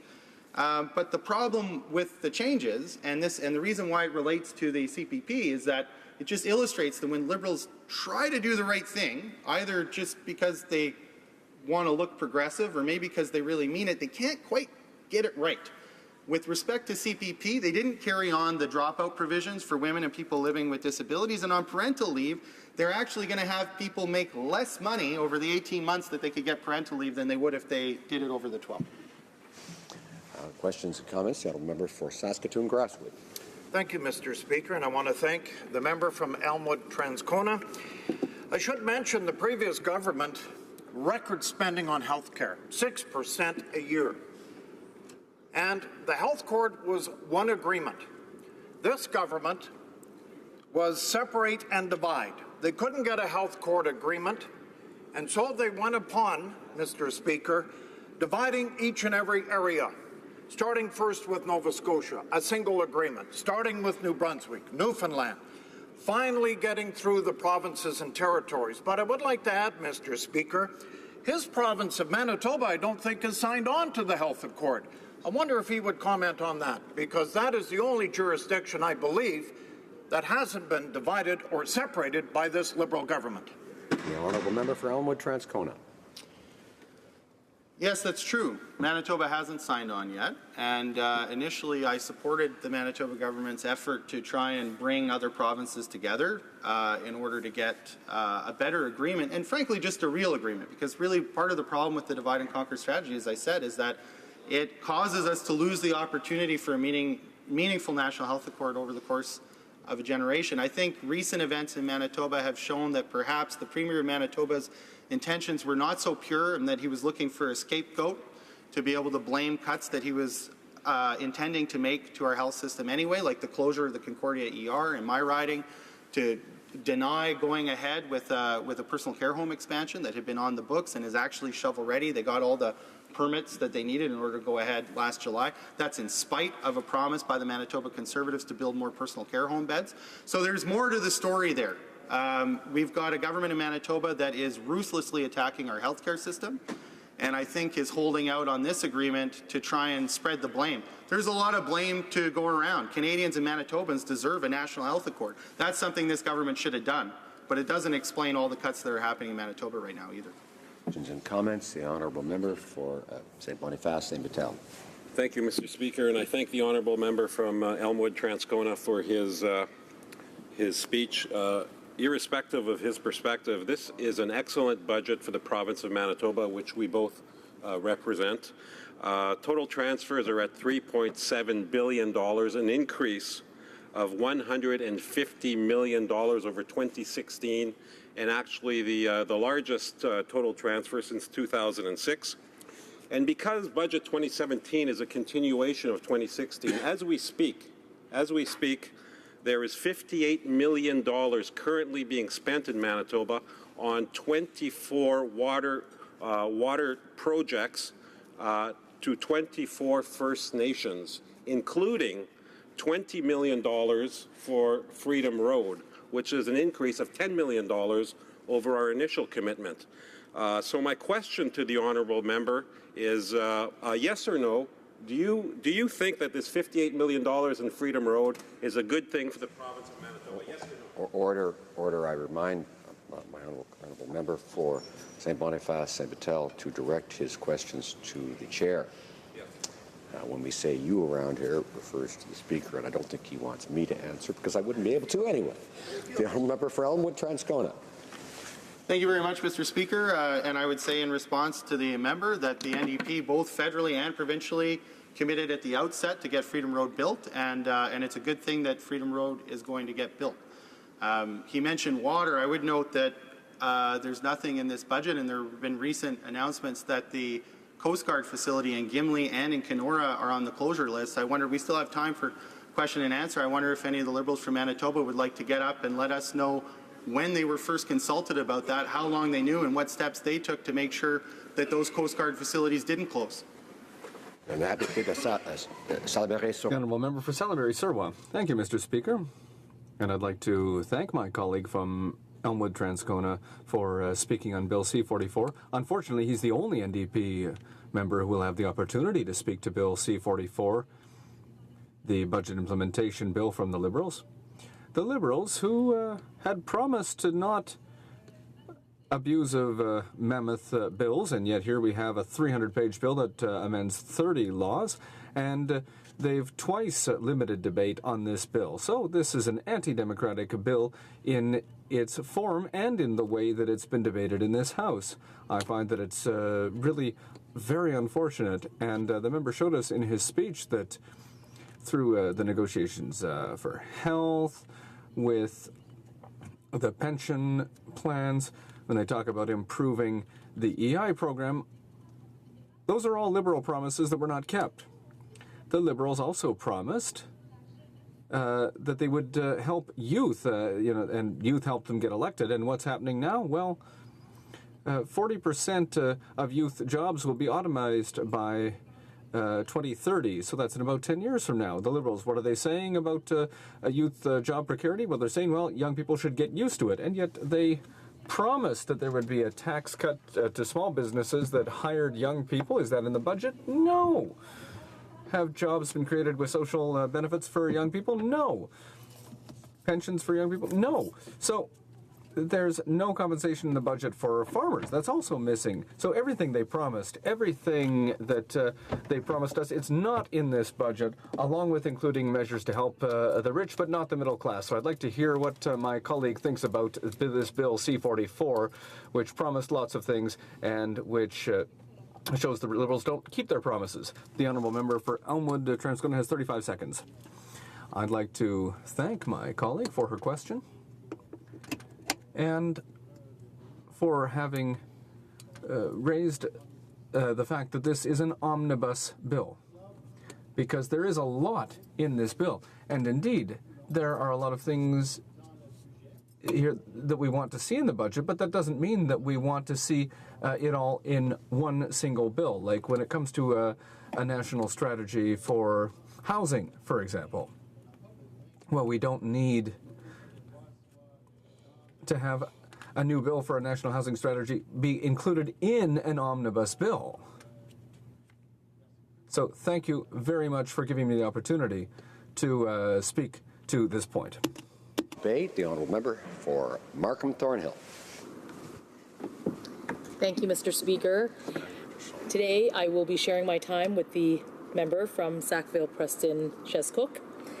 Mr. Speaker, as the Member of Parliament for Markham Thornhill, I am honoured to stand in this House today to speak in support of the budget bill, Bill C-44, which, if passed, would see important measures to help the government meet the commitments it has made to Canadians.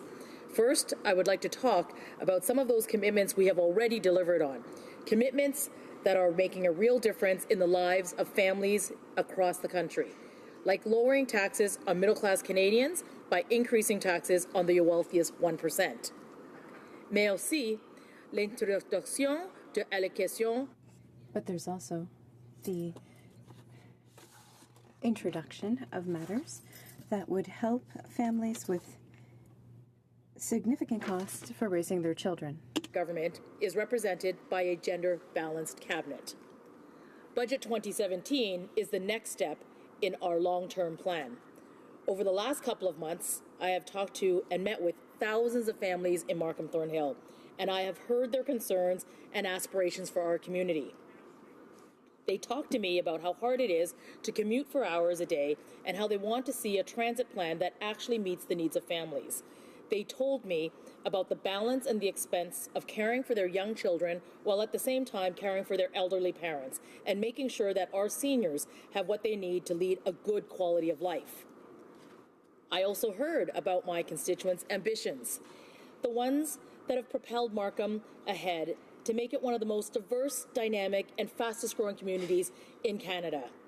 The riding of Markham Thornhill is a leader in innovation, with GM's new autonomous and connected car center, or IBM's Innovation Space and Markham Conversion Center that are helping businesses take their new technology to global markets, as well as Canadian companies like Icon Digital's state-of-the-art visual production facility and Pond Technologies' commercialization of their research to fight climate change.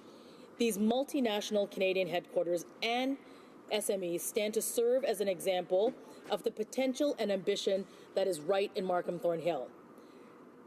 Now, at a time when changes in the economy, both here at home and around the world, present incredible opportunities for the middle class and those working hard to join it, with its strong focus on innovation, skills, and partnerships, Budget 2017 takes the next steps to support Canadians as they acquire the knowledge and skills to build a more prosperous future for Canada. One of those steps is making big bets on sectors of the economy in which Canada can be a world leader. This includes areas where Canada already has world-leading expertise, like artificial intelligence. L'intelligence artificielle est un secteur effervescent et très... Artificial intelligence is a very promising aspect that has enormous potential for technological transformation. Council on Economic Growth identified artificial intelligence as a platform technology that will impact almost all sectors of the economy.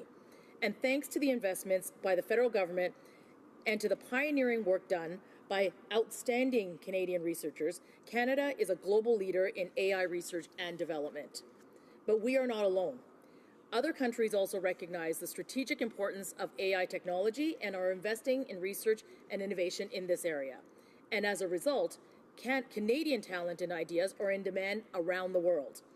In order to fully harness the benefits of AI, we need to ensure that activity remains here in Canada. That is why, through Budget 2017, we have dedicated $125 million to launch a pan-Canadian artificial intelligence strategy. In addition to AI, our government is showing strong support for business-led innovation with an investment of $950 million over 5 years in superclusters. In key sectors such as digital and clean tech, superclusters have enormous potential to accelerate economic growth. And our new Strategic Innovation Fund will attract, support, and grow Canadian businesses in dynamic and emerging sectors through an investment of $1.26 billion over 5 years. In the face of national opportunity and growing global competition, this is a strategic, focused, and bold investment in the future of our economy. Our government is also working hard to make significant and unprecedented investments in infrastructure. We have more than doubled our infrastructure commitments to meet Canada's most urgent needs. Our infrastructure plan provides for investments in projects that will transform communities for the 21st century. We are aware of the risks and costs associated with underfunding of infrastructure, and those risks and costs are significant. That is why our budget is the next step in our plan to make wise investments that will promote the growth of our economy and strengthen the middle class. Nous croyons que les décisions prises au We believe in the importance of decisions being made at the local level and want to support municipalities in achieving their priority objectives on infrastructure. Investments in infrastructure. One of the issues raised most frequently by residents in my riding is public transit. We know that public transit is the lifeblood of a thriving city. Whether it is riding the GO train from Milliken to Union Station, or taking the Viva, or connecting to the TTC from Markham Transit, fast, efficient, and reliable public transit is essential. That is why Budget 2017 would provide an investment of $20.1 billion for public transit projects for over the next 11 years. This is real change that would make a difference in the lives of the people in Markham Thornhill and across our country. I am also very proud to be a part of a government that believes in the necessity of effective and high-quality care for Canadian seniors. We recognize the need to address seniors' issues and have taken action to improve the quality of life for our seniors. Mr. Speaker, Budget 2017 includes important investments in supports for an aging population to help our seniors and to give them the respect that they deserve. I know how important this is for my riding and for the people in Markham Thornhill. That is why we are improving access to home care by investing $6 billion over 10 years so that Canadians can stay in their homes well into their retirement. We're also investing $2.3 billion over 2 years to provide more affordable housing options. This investment will improve the housing conditions for seniors, especially senior women living alone. This builds on the work already done by our government to increase the guaranteed income supplement top-up benefit to boost support for our most vulnerable seniors.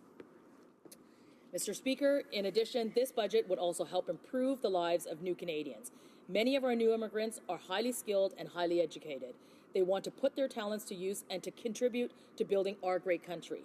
Many times, however, highly skilled and educated immigrants face barriers that limit their employment opportunities once they arrive in Canada.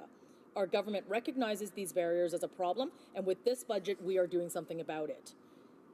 This budget proposes to allocate $27.5 million over 5 years starting this year and $5.5 million per year thereafter to support our targeted employment strategy for newcomers. Our plan would improve pre-arrival supports for newcomers so that the process to recognize their foreign credentials can begin before they arrive in Canada. This ambitious program would break down the barriers that bright new immigrants face in fully contributing to our economy. Finally, our government has shown that it recognizes the importance of young Canadians. With this in mind, I look forward to forming a youth council to bring together the diverse and talented youth in Markham Thornhill. Our government understands the path to a brighter future begins by giving all Canadians the tools they need to learn, to retrain, to discover, and to embrace the future. Budget 2017 supports the facets of our country that makes us unique and makes us strong. The investments in innovation, in infrastructure, transit, seniors provides the tools for our country to be successful in the future. This is a forward-looking budget, one that I think we can all get behind, and I am proud to support it. Thank you, Mr. Speaker. Questions and comments? The Honourable Member for Red Deer-Lacombe. Well, thank you very much, Mr. Speaker. I was very interested to listen to my honourable colleague's speech. I thought, given her past experience as the Director of Appointments for the Liberal Party of Canada, she might have spoke to some of the aspects facing the current Liberal government and the ethics appointment process and the funding related to that process, and she didn't do so.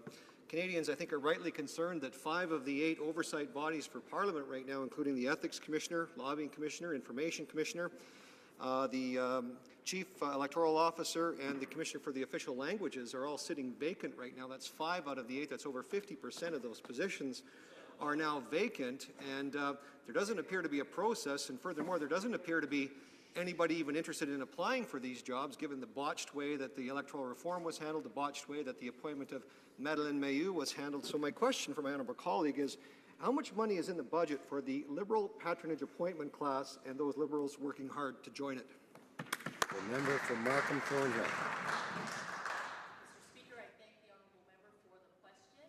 And I'm very pleased that the government has an open, new, transparent, merit-based appointment process. But what we're here to talk about today, what I'm here to talk about today, is the budget. And in support of the budget, I am thrilled that this budget is going to make the kinds of investments that I have heard from many of my constituents in Markham Thornhill. I've heard from thousands of families about what they need for transit, what they need for infrastructure, the supports that they need for seniors. We, in this budget, are going to deliver for Canadians. We're going to deliver for jobs for Canadians, those living in Markham Thornhill and those across the country, and I am incredibly proud to support Budget 2017. Thank you, Mr. Speaker. The honourable member for Courtenay Alberni. Thank you, Mr. Speaker, and I want to thank the honourable member for her speech. And she talks about growing the economy and being innovative, and I appreciate those comments. Last year in their budget, they removed a tariff to build ferries in Canada, a 25% tariff that even the Harper government wouldn't remove because they knew how important it was as a marine nation that we build ferries here in Canada. The government decided to remove that barrier because the Canadian Ferry Association promised that they would lower rates for ferry users here in Canada. And that was $118 million that went into government coffers, that tariff, that could have been invested in communities like Port Alberni and communities in coastal British Columbia where there's high unemployment, to build capacity, to build boats in Canada, because the government claimed that shipyards were at capacity, supporting the Canadian Ferry Association concern. But the truth is, the matter is, Mr. Speaker, Canadian shipyards aren't at capacity, and in fact, there's tons of capacity in coastal communities looking for work. So I asked the member, they removed this 25% tariff in last year's budget, $118 million taken from Canadian Canadian taxpayers, and ferry rates didn't go down. In fact, in British Columbia, that didn't get passed on to consumers. It went in the pockets of those contractors that got the contracts to build our boats in Poland and in Turkey, and that's where those jobs are too, Mr. Speaker. When we've got the highest unemployment in southwestern British Columbia, this government failed British Columbians, they failed coastal people, and they failed the shipbuilding industry here in Canada, Mr. Speaker. Honourable member for Markham Thornhill. Thank you, Mr. Speaker, and I thank the honourable member for the question. We're here today to talk about the budget, and I am really proud to support this budget. And if passed, we'll begin to work for Canadians. We are committed to historic investments in infrastructure, and that will create great jobs for middle-class Canadians and those who are seeking to join it. Thank you, Mr. Speaker. Questions comes final quick question. Honourable Parliamentary Secretary to the Minister of Natural Resources. Thank you, Mr. Speaker, and I thank my honourable colleague for her remarks. And I do want to talk about jobs. Just today, another 77,000 jobs were announced, and that tells me that what we're doing is working. The economy has grown by over 250,000 jobs in the last 8 months, and I wonder if the member opposite could expand on what we're doing that is helping to promote that job growth. Thank you, Mr. Speaker. But you shouldn't expand too much because she only has 30 seconds. The honourable member for Markham Thornhill. Well, I'll make it really quick, Mr. Speaker. Thank you. And I thank my member colleague for the question. Budget 2017 is our government's ambitious plan to make smart investments that will create jobs, grow our economy, and provide more opportunities for the middle class and those working hard to join it. We are going to put Canada's skilled, talented, and creative people right at the heart of a more innovative future economy, and that is going to create jobs for today and for the future, and I'm proud of this budget. Thank you. Resuming debate. The honourable member for Sackville, Preston, Chesapeake. Unfortunately, there will be only 1 minute available. The honourable member for Sackville, Preston, Chesapeake. I am pleased to rise today to speak in support of our budget, Bill C-44. I guess the best way to draw a nice picture is that this is a continuation of last year's budget, 2016, where we're seeing focus again on the middle class and those working hard to join it. And it's impressive because when you look at the new jobs being we're seeing as the economy continues to grow. Just again this morning, another 50,000+ new jobs on the market, good paying job for middle-class Canadians. So that's extremely impressive. And I'd also like to say that many Canadians will benefit from this Budget 217. I know that not just across Canada, but across Nova Scotia and also in my riding of Sackville-Preston, Chesapeake, and many who will benefit. The youth will benefit, the seniors will benefit, the veterans will benefit, the tradesmen will benefit, the new Canadians will benefit. Again, all Canadians across this country will benefit. But before I go too deep in my speech, I want to talk about Budget 216, that two things that were essential and that will continue to benefit Canadians. And the first one is the child care benefit. The child care benefit. We okay, Mr. Speaker? As I was saying to the honourable member for Sackville-Preston Chesapeake, before he began, I indicated that he would only have 1 minute, I'm afraid, because at 1:15 I have to do this. It being 1:15, it being 1:15, pursuant to order made on Monday, June 5, 2017, it is my duty to interrupt the proceedings and put forth with every question necessary to dispose of the third reading stage of the bill now before the House. The question is as follows. Mr. Morneau, seconded by Ms. Duncan of Etobicoke North, moved that Bill C-44, an act to implement certain provisions of the budget tabled in Parliament on March 22, 2017, and other measures be now read a third time and do pass. Is it the pleasure of the House to adopt the motion? All those in favour of the motion, please say yea. Yea. All those opposed will please say nay. Yea. In my opinion, the yeas have it. Call on the members. No, excuse me. Apparently not. Not on Friday, no. Pursuant to order made on Tuesday, I think I just gave a heart attack to all the whip's assistants. Pursuant to order made on Tuesday, May 30, 2017, the division stands deferred until Monday, June 12, 2017, at the expiry of the time provided for oral questions. The Honourable Parliamentary Secretary to the Government House Leader is rising on a point of order. Yes, Mr. Speaker, I suspect if you were to canvass the House, you would find unanimous consent to call at 1:30 so that we could get started on private members' business. Agreed? Agreed, and so ordered. It's amazing what we can do around here. You know? So we'll call it 1:30. It being 1:30, apparently, the House will now proceed to the consideration of private members' business as listed on today's order paper. Resuming second reading of Bill S-231, an act to amend the Canada Evidence Act, Protection of Journalistic Services. The Honourable Member for Louis Saint Laurent. I ask the unanimous consent to table the following motion, that notwithstanding any regulation of the House, the motion for second reading of Bill S-231, an act to amend the Canada Evidence Act and the Criminal Code Protection of Journalistic Sources be now substituted by moved after. Does the Honourable Member have the consent of the House to move the motion? Agreed. The House has heard the statement of motion. Is it the pleasure of the House to adopt the motion? Adopted. Debate. The Honourable Member for Saint-Hyacinthe-Bagotte. Mr. Speaker, I rise today in defense of freedom of the press, and I'd like to thank the sponsor of this bill, which I plan to support. Canada has dropped 14 spots in the world classification when it comes to freedom of the press in the past 2 years, and that's since the Liberals took power, and this is very alarming. It's time to take action. Protecting freedom of the press, and in particular journalistic sources, is critical, and that's why I will be supporting this bill. I do, however, have some concerns with the wording of the bill. Today, we live in a world that's connected. There are many different platforms and social media. The idea of media must evolve and change with respect to the spreading of information and with new journalistic practices.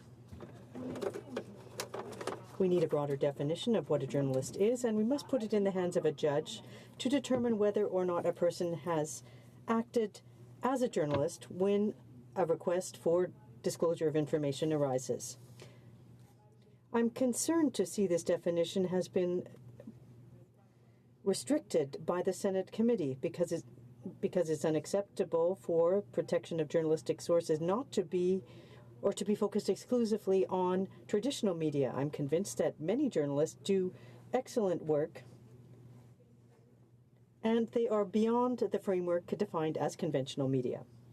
Therefore, the NDP will be putting forth an amendment at committee to redefine or to go back to the definition of journalist. The NDP has long defended freedom of the press. The NDP was present on November 16, 2016, when a press conference was held to denounce wiretapping of journalists and to defend freedom of the press. I want to thank the member for Belleuil-Chambly for the excellent work that he does in this area. What about the Liberals? Well, the situation is of concern. The government is fleeing its responsibilities. On the international scene, we've seen that nothing has been done to patriate Raif Badawi, who has been locked up since 2012 in a Saudi jail. Nothing is happening on the home front either. Once again, people of Canada cannot count on their government to take the measures that need to be taken.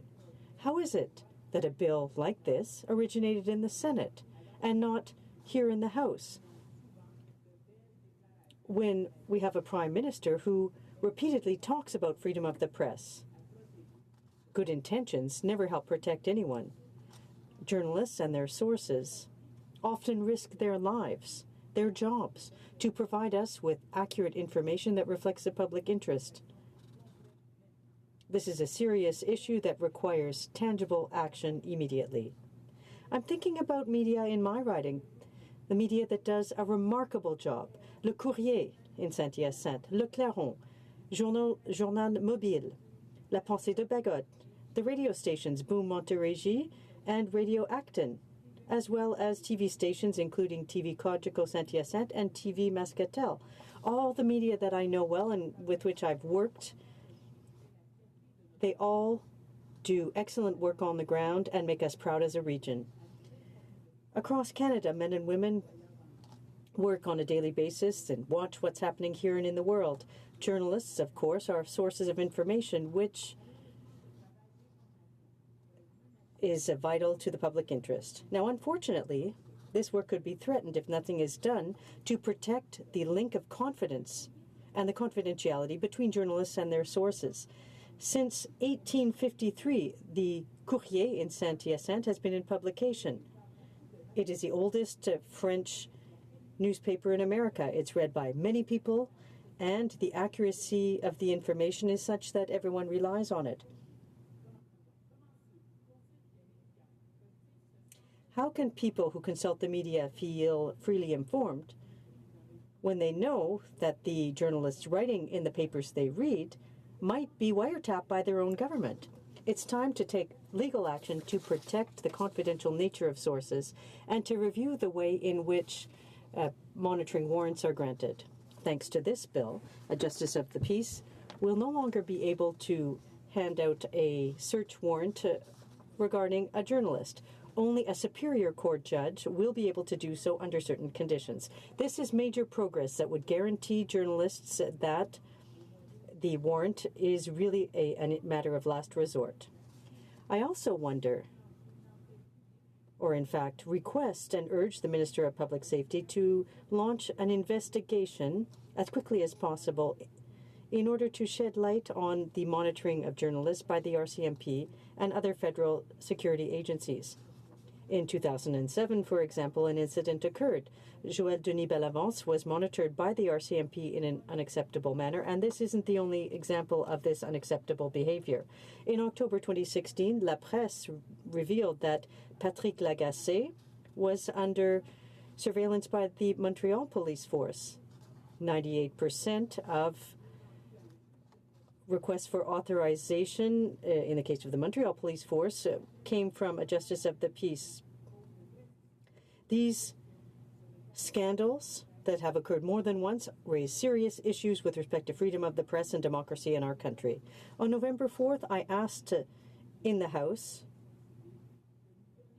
a question of the Minister of Public Safety and Emergency Preparedness. I asked about the exact number of journalists who had been monitored and whose freedom of the press had been violated in Quebec. The minister said that this is not a practice that exists at the federal level. So then why not immediately launch an investigation in order to shed light on the practices at the RCMP when it comes to journalists? After all of these violations of freedom of the press that have occurred in recent years, the people of Canada are entitled to hold the government to account. We must determine the scope of the situation and establish new guidelines to prevent these situations from recurring. I'd also like to speak about Ben Makchuk, who works for Vice, who's risking prison time because he's refused to disclose his sources to the RCMP. The bill that we are studying today contains a provision enabling a journalist to refuse to disclose information if he or she believes that the confidential nature of the source would be threatened. This, too, is progress towards more enhanced protection of journalists and their sources. There are a number of scandals that have been brought to light in Canada and across the world thanks to anonymous sources, and for journalists to be able to freely investigate, they need to have an opportunity to establish a link of confidence with their sources. And doing so would be next to impossible if the journalist could be forced to disclose the information and the confidential nature of the sources. Freedom of the press is everyone's business. It rises above partisan interests. It's a pillar of our democracy. To ensure this freedom exists, we must ensure that journalists working from sea to sea must be given guarantees that they will not be monitored so that they can provide to people with high-quality information. That requires enabling them to protect their confidential sources. Journalists of all types must have an opportunity to investigate without being monitored and wiretapped. Bill S-231 is not as comprehensive as I would have initially hoped it would be. It does, however, go in the right direction. I would have liked to have seen a broader definition of media.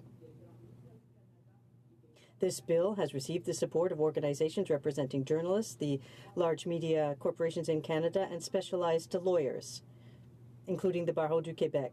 The government can't vote against it. How can the government vote against it? For a long time now, they have avoided the issue. We'll soon see if the Liberals are as good defenders of freedom of the press as they claim to be, or if once again they're simply using rhetoric. And I'll reiterate, Mr. Speaker, I come from a region where we have the oldest French language newspaper in America, and we are very proud. Now, clearly, for several years now, I've been in public life. I was a municipal councillor before. Now I'm a member of Parliament, and I appreciate the work done by our local media. They are our watchdogs. They are sources of information. They offer a perspective that's off the beaten track. They ensure that the interests of people are represented. So sometimes they ask us questions that bother us, but those questions are very important to democracy. Some colleagues on the municipal council said that if our media were different, it would be like a dictatorship, and so we need to protect journalistic sources. The Honourable Member for Montmagny-Lilley, Kamouraska, Rivière-du-Loup. Thank you very much, Mr. Speaker. I'm very happy to rise today to speak to Bill S-231, standing in the name of my colleague, Senator Carignan, who did exceptional work in the other place as representative of our party. Mr. Carignan comes from Montreal, and he's very much aware of what's happened there in the Greater Montreal area. I'm also happy to learn as well that the government plans to support this bill because it's an extremely important bill. It's important for our democracy. Like many Quebecers, I was shocked last year to learn that several journalists had been wiretapped by police forces whose mandate it is to protect us. I have a great deal of admiration for the forces of law and order in the country and for most people who choose this job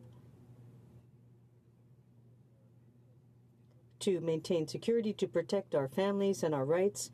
They do that out of principle and honor, out of respect for democracy in our country. And we need to ensure, Mr. Speaker, that our police forces remain peacekeeping officers for the entire population and not simply for an extended mayor's office, for example, or different ministers. We have to avoid the type of embarrassing stories we've seen in the past and even more recently in some regions of Canada. We aren't a communist country like China or Cuba, even though our Prime Minister has no shame in expressing his admiration for some of those dictators. Canada, where we live, is a democracy, and in a democracy like Canada, we must have freedom of the press, freedom of speech. Now, the resources that the state has for wiretapping and monitoring are supposed to be used for essential situations to thwart an attack, an imminent attack or one that's being prepared. If a city official or provincial government or the federal government wants to denounce an embarrassing situation, it's obviously not a national security issue where the police should, and the police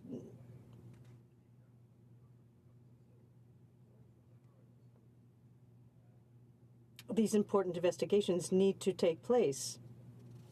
Now, in Canadian history, we saw the Gomery Commission, Daniel Leblanc, not to mention him, dug up the story that was widely written about. It resulted in a commission that we all know about, the Gomery Commission, and there were alarm signals. And in those cases, they called him Chouette, la Chouette. Mr. Leblanc never disclosed the source, and rightly so, because they went to court to protect the source. And we have seen what that resulted in. Important progress was made as a result of that in Canadian society, Mr. Speaker. So it's fundamental to support protecting journalistic sources. And the senator who went forward with this bill and who sponsored it was well aware of the importance of finding a balance and not creating a free-for-all. This bill makes it possible for a court to authorize information to be disclosed, but only in rare cases where public interest it's in the public interest and the administration of justice. But in doing so, the court must take into account three things: the essential nature of the information, freedom of the press, and consequences of disclosure on the journalist's source. Judges will be limited to focusing on those aspects before issuing warrants for wiretapping. At the Chamberlain Commission this week, of his own admission, the agent responsible for wiretapping in Mr. Lagasse's case, and this was a case regarding wiretapping, and in fact, people are still writing about it and talking about it in Quebec, and that is further evidence that this bill needs to be adopted.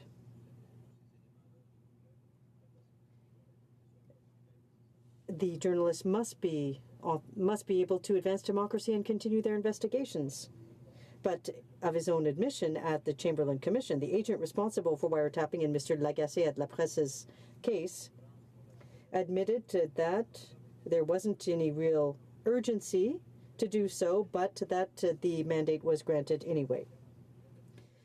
If S-231 had been adopted before that, this situation would have undoubtedly unfolded in another way. for the better. Freedom of the press is essential in a democratic society like ours. The press is there to question, to challenge, to look and to ensure that the governments at all levels are transparent and respect their obligations. And now I'd like to draw a parallel with what we saw last week and this week with the withdrawal of the candidacy by Madame Meyer for the position of official languages, Mr. Speaker. It's not just the work of a member of parliament that was at play. Journalists brought forth facts, dug up facts, and through journalists, some individuals, some anonymously and others publicly, made comments, reservations with respect to the appointment of Ms. Meyer, and that fed into the controversy, but it also enabled us to do our job. Now, people didn't necessarily come to speak to us directly, but they spoke to journalists. And that aspect of neutrality is a very fundamental one, because politics is as it is. We have our knowledge, our networks, and I think that on a regular basis we see people who share information that can help advance an issue, as we saw in the Gomery Commission, for example. But they like to disclose the information anonymously to a journalist, and they don't associate the journalist with a specific political party. So the source can speak freely. Now, in this case, this week, we saw the situation with Ms. Meyer. For a year and a half, the government has been boasting about being open and transparent, setting up a website, allowing people to apply for a job. That's not transparency. And we saw that over time. Ms. Meyer had made contributions, contributed to the party, the Liberal Party. And so, as time moved on, we saw clearly, and increasingly more clearly, that this was a partisan nomination. So the press is there to ensure that governments at all levels respect their obligations and remain transparent. Had that not been the case, Canadian wouldn't understand any of these scandals regarding Gomery, Ms. Meyer, and the many others that have been mentioned. The Liberal have promised to act in a transparent manner. Ms. Legault commented on this in her report yesterday and made comments. So this bill acknowledges the importance of protecting journalists and their sources. And so, Mr. Speaker, at the same time, I'd like to point out that the media,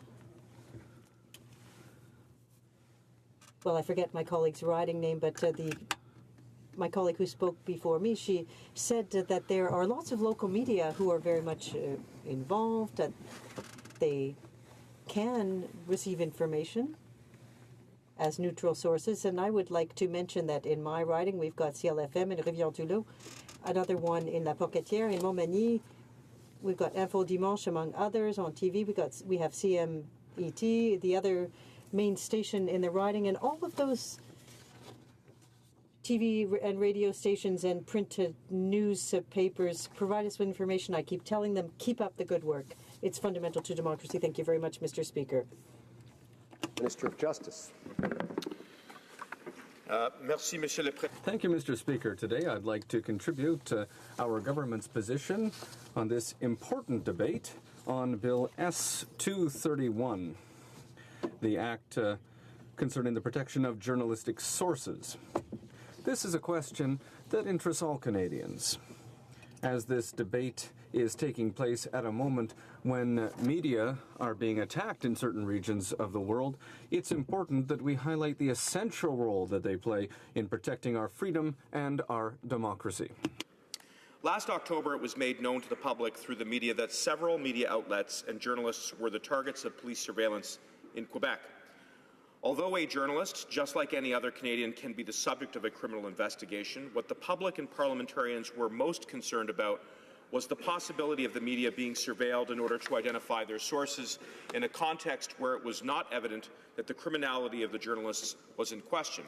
It is clear that such conduct is profoundly troubling, as it has a potential chilling effect on the willingness of whistleblowers to come forward with their stories. Whistleblowers are often the only source for uncovering systemic corruption and other issues that undermine our democracy.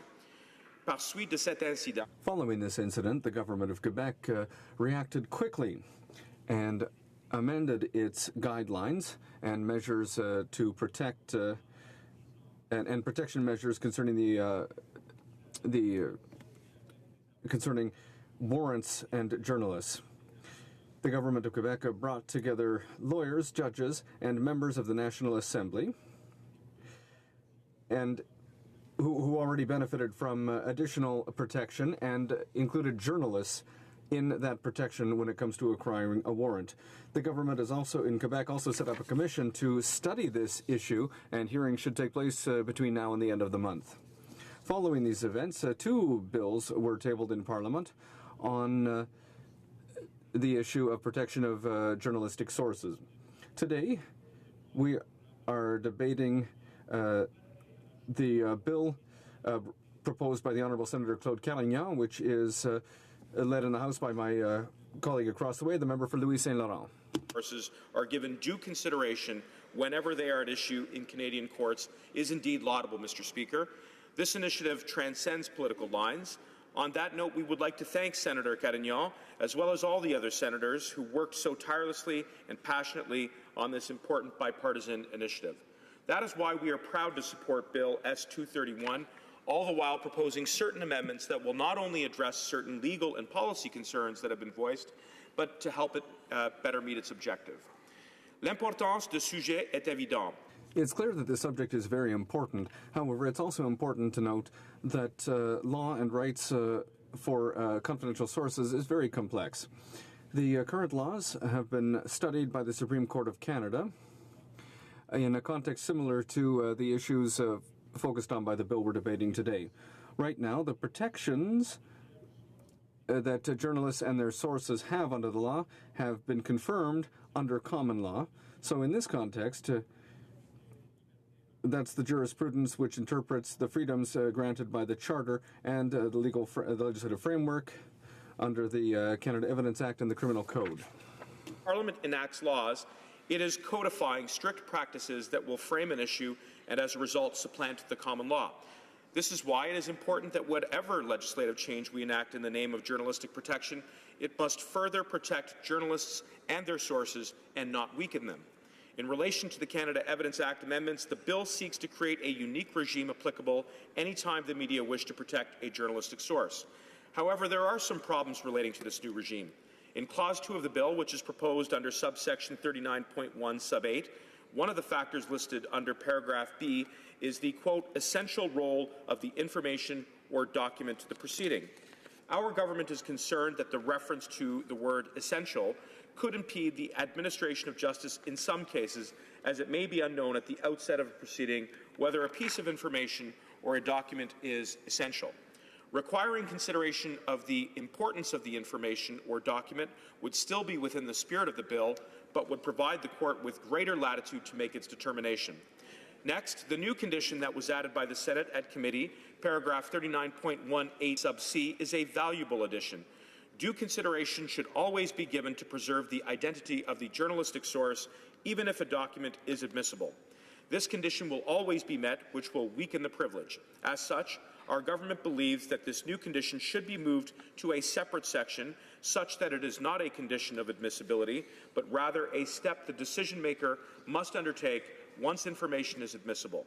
This is expected to strengthen the protection of journalistic sources. Finally, the bill proposes an override provision that would give the provisions of the bill supremacy over any other provision of the Act or any other Act of Parliament. This provision is not only unnecessary for the proper operation of this new scheme, but it raises significant legal and policy issues. It is wholly unclear how this override would affect other laws, including those that relate to privacy and national security.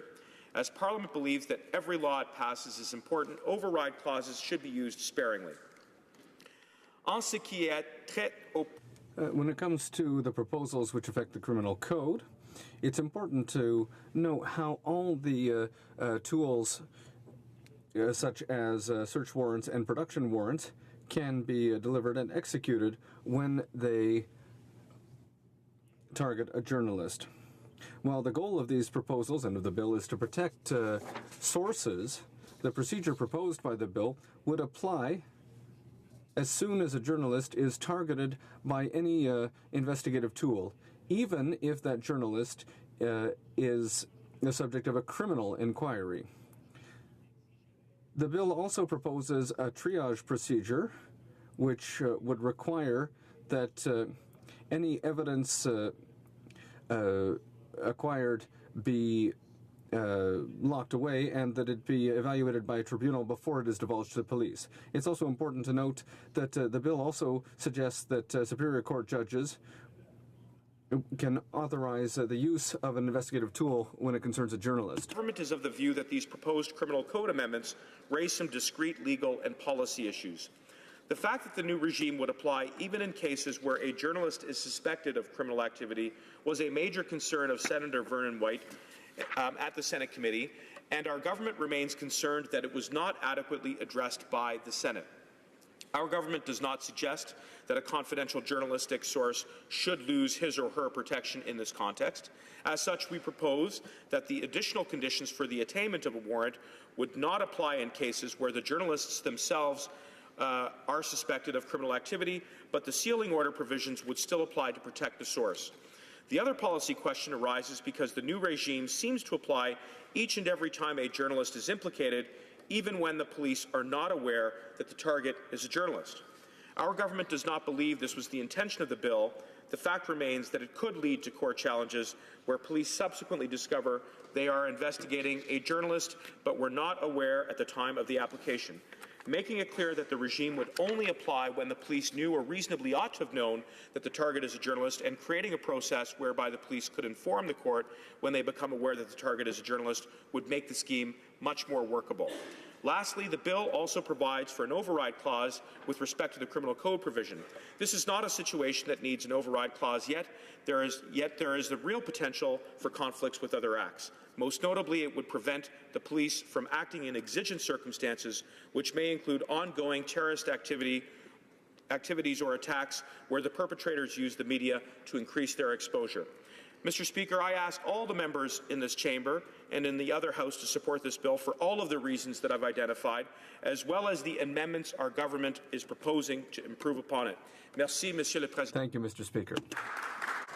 Resuming debate, the honourable member for Courtenay-Alberni. Thank you, Mr. Speaker. It's an honour to rise today on Bill S-231 and an act to amend the Canada Evidence Act and the Criminal Code. Mr. Speaker, I'd first like to thank the member from Louis Saint Laurent for bringing forward this bill. He was an esteemed journalist in his past life, and so he knows this very well. Mr. Speaker, as I was preparing my thoughts on this bill today, I was hoping to talk just a little bit about a friend of mine who is a local reporter on Vancouver Island, Kevin Drews. Kevin has been a pillar of journalism on Vancouver Island and the West Coast for over 20 years, and he's really shown me what strong, unflinching journalism looks like. Unfortunately, Kevin's fighting a brutal 10-year battle with cancer. He's in the hospital today, and he's joining us, watching us talk about this very important bill. So I'm certain that he'd be happy to know that we're here to be fighting for freedom of speech and fighting for journalists. And when I met Kevin, the first time I met him, it's hard to believe, but I met him surfing, of course, because I was in Tofino, and he was a cadet, a real true Canadian, committed to Canada, and committed to becoming a journalist that could tell a very important story for coastal people and our stories. And as a journalist, he started at our local paper, telling our stories, and he moved up to become the Alberni Valley Times reporter and editor, and down to Peninsula Daily News, and over to Port Angeles, Washington, and before he got sick, and then he started his own paper, the westcoaster.ca, and he started telling a very important story. That's the West Coast story, to make sure that people across our country heard our story. And when Kevin got sick and he was really on the way up in his career, he ended up working for the Canadian Press so he could be close to the hospitals in Vancouver. But wherever you saw Kevin, he would stop and try to hear what was important, what was happening in our communities. And his late father or his mother, Louise, would be with him, who are very proud of Kevin, or his wife, Yvette, and his kids, Tristan and Ellery. Kevin always made time to hear our important story. His priorities were to ensure that the people in our stories of coastal people, that economic justice and social justice and environmental justice and Indigenous people's rights were being told. And some of those stories are difficult stories. They're painful stories. Kevin interviewed me many times, and I always respected his sources. I respected that he had to protect his sources so that we could get the story right. And, he covered things like, really bad accidents, suicide, corruption and scandals and things that, really are difficult stories to cover. And again, it was the confidentiality that earned Kevin that respect that he deserves. And so he could cover all of these stories and these difficult issues. And I really acknowledge journalists across our country for the passion, the caring that they take to make sure that they get it right, to go out and build trust within our community. So before I dive into the rest of my speech, I just want to thank Kevin. I know that a lot of people have had to go home to their ridings, and I appreciate that. But maybe I'll just ask the members to join me in acknowledging this great man that is fought for journalism, fought for people in our communities and for our country. So, Mr. Speaker, one of the biggest challenges for journalists and for the journalism profession in general is trust, as I touched on. And in a changing media landscape where clicks and views have become its own currency, the public's trust in journalism has eroded. In this environment, the need for probing investigative journalism has become all that much more important. And this is the kind of journalism that we not only need to celebrate, but also rigorously protect. Along with developing trust with the public through their hard work, it is also vital for journalists to develop trust with their sources. Many of these sources need to speak with anonymity. And if sources like their communication with the journalist could be compromised, that source will dry up. Bill S-231 aims to protect these journalists and the sources that they rely upon to create the powerful, well-founded journalism we deserve here in Canada. And if we want to sustain our free and independent press, the protections that this bill provides are necessary. This bill was introduced into the House on May 3rd, which was fitting as it was World Press Freedom Day. On that day, the Prime Minister released a statement saying, "Today we recognize the many journalists who seek out the truth, challenge assumptions, and expose injustices, often at great personal risk. They are the cornerstones of any strong and healthy democracy, informing and challenging us all to think more critically about the world around us." I cannot agree more with the sentiment of the Prime Minister's statement last month. The government needs to move past well-meaning platitudes, though, and pass legislation that grants journalists and their sources the protections they need to pursue difficult stories. The government needs to be clear the way on these reforms, and I cannot understand why they remain silent while reporters are prosecuted. If the Prime Minister wants to continue to label himself as a champion of the free press, now is the time to prove that claim. The Liberals still have yet to act upon Bill C-51 and the threat to free speech that it poses for journalists, but support for this bill would be a great step in the right direction. To this point, I think it's worth noting that in 2015, Canada ranked 10th in the World Press Freedom Index, and this year we have slid in that metric to 22nd in the world. We can and need to do better. The World Press Freedom Index cited 4 items that causes our rank to drop. 1, the revelation that Montreal police tailed a La Presse journalist in an attempt to uncover a leak from their own source. 2, the RCMP prosecuting a vice journalist who is being charged with refusing to give up his direct documents to RCMP officers and could be sentenced for up to 10 years for withholding these documents. At the Independent.ca's journalist is being charged by the RCMP for his reporting on a protest at the Muskrat River Hydroelectric Project in Labrador. He followed protesters to bear witness to the protest, and he was prosecuted for this action. And finally, our lack of a shield law for journalists and their sources. These first three examples are offensive, overreaching actions, and these cases need to be resolved. The importance of a shield law for Canada fails to accomplish and would help to stop injustices such as these from occurring in the future. We need to follow in the example of countries such as Australia, France, Germany, and the United Kingdom in developing a journalist shield law. I would also like to take a moment to speak to some of these cases. In the cases of the Vice reporter and the Independence journalists, both filed stories that will be vital evidence for police in other cases. So it baffles me that journalists are acting in the public interest and assisting the public in an invaluable way are then being prosecuted for doing that work. This is a short-sighted approach by police, as it will make journalists consider what stories they look to pursue in the future. It pushes directly against the rights of these individuals and their protection from self-incrimination. Journalists and the media are not accountable of the government. Strong-arm tactics such as these are the sort of measures that break down free speech. I am glad to stand with my colleagues from other parties to advocate for this legislation. This isn't a partisan issue. This is an issue of freedom of speech and our democracy, and I think we can all see that. I hope that the government comes to see this as well and supports this bill. Bill S-231 is a well-meaning piece of legislation. However, I still have reservations about its scope in the bill's current form. Particularly, I am concerned that small news outlets and freelance writers may still be forced to self-censor or risk entering into an extended legal battle remains something few can afford. In 2009-2010, the Globe and Mail spent almost $1 million in legal fees to protect one of their sources, and this kind of expense cannot be expected of local media outlets. Another concern that I have with the bill is the limited definition of journalist in the bill's current form. I hope that as this bill reaches the House committee, this language is scrutinized. There is a serious problem if size rather than substance limits publications' inclusion in the scope of this bill. Bill S-231 is a strong first step, but it is clear that more can be done to reflect the enormity of the media landscape of this day and age. And one of the strongest parts of this legislation is the paradigm shift that it provides in the beginning of a police investigation. From the beginning of an investigation, it sets out checks and balances in the judicial process to weigh journalistic integrity against public safety. By providing a journalist advocate during warrant requests, these advocates can lend their expert knowledge and mediate between police forces and judges. This will make sure the onus is on the agencies to prove the need to investigate these journalists.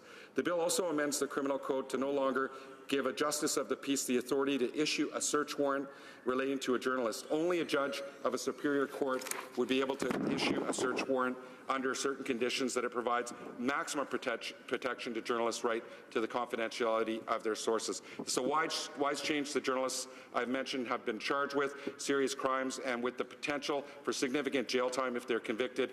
Going forward, we need the experience and the knowledge of our most seasoned judges on these cases from the very beginning. To wrap, Mr. Speaker, this bill needs to be a true shield and not a hurdle to be navigated around.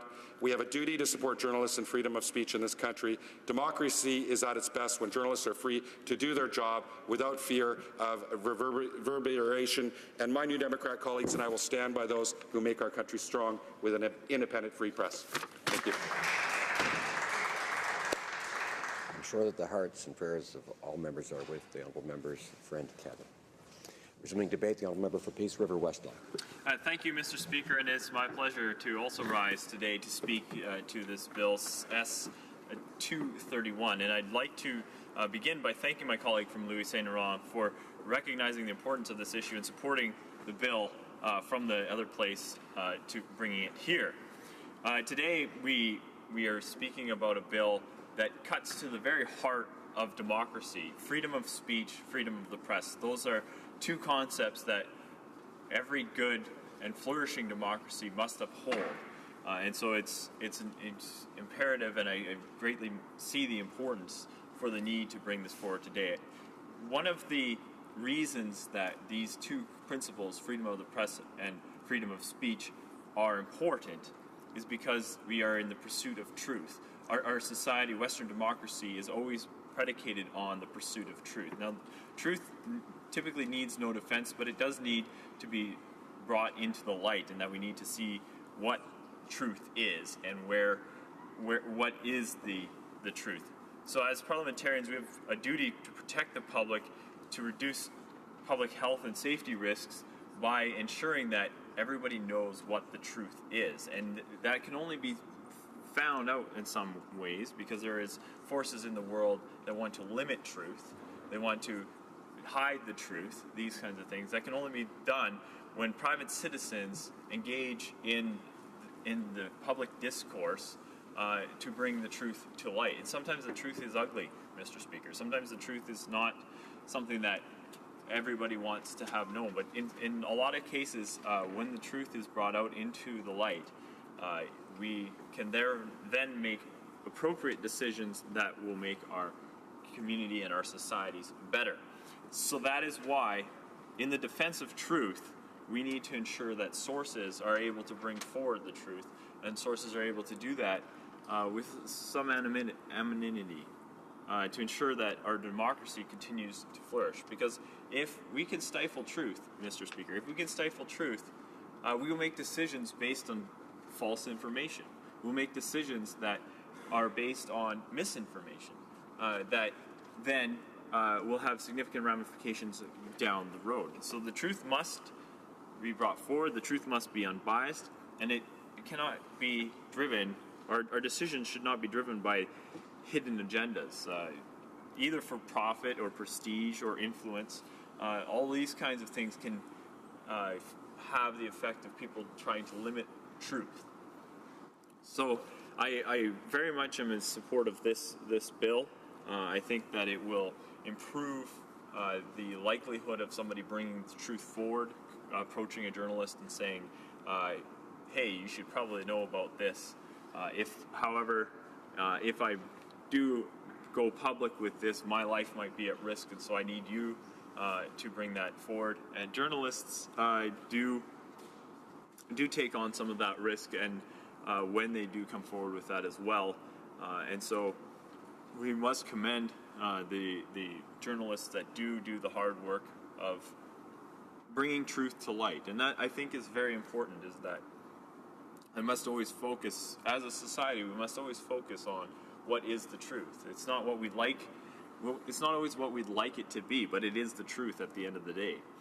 And again, I go to the fact that it doesn't need a defense, but it does need to be brought into the light.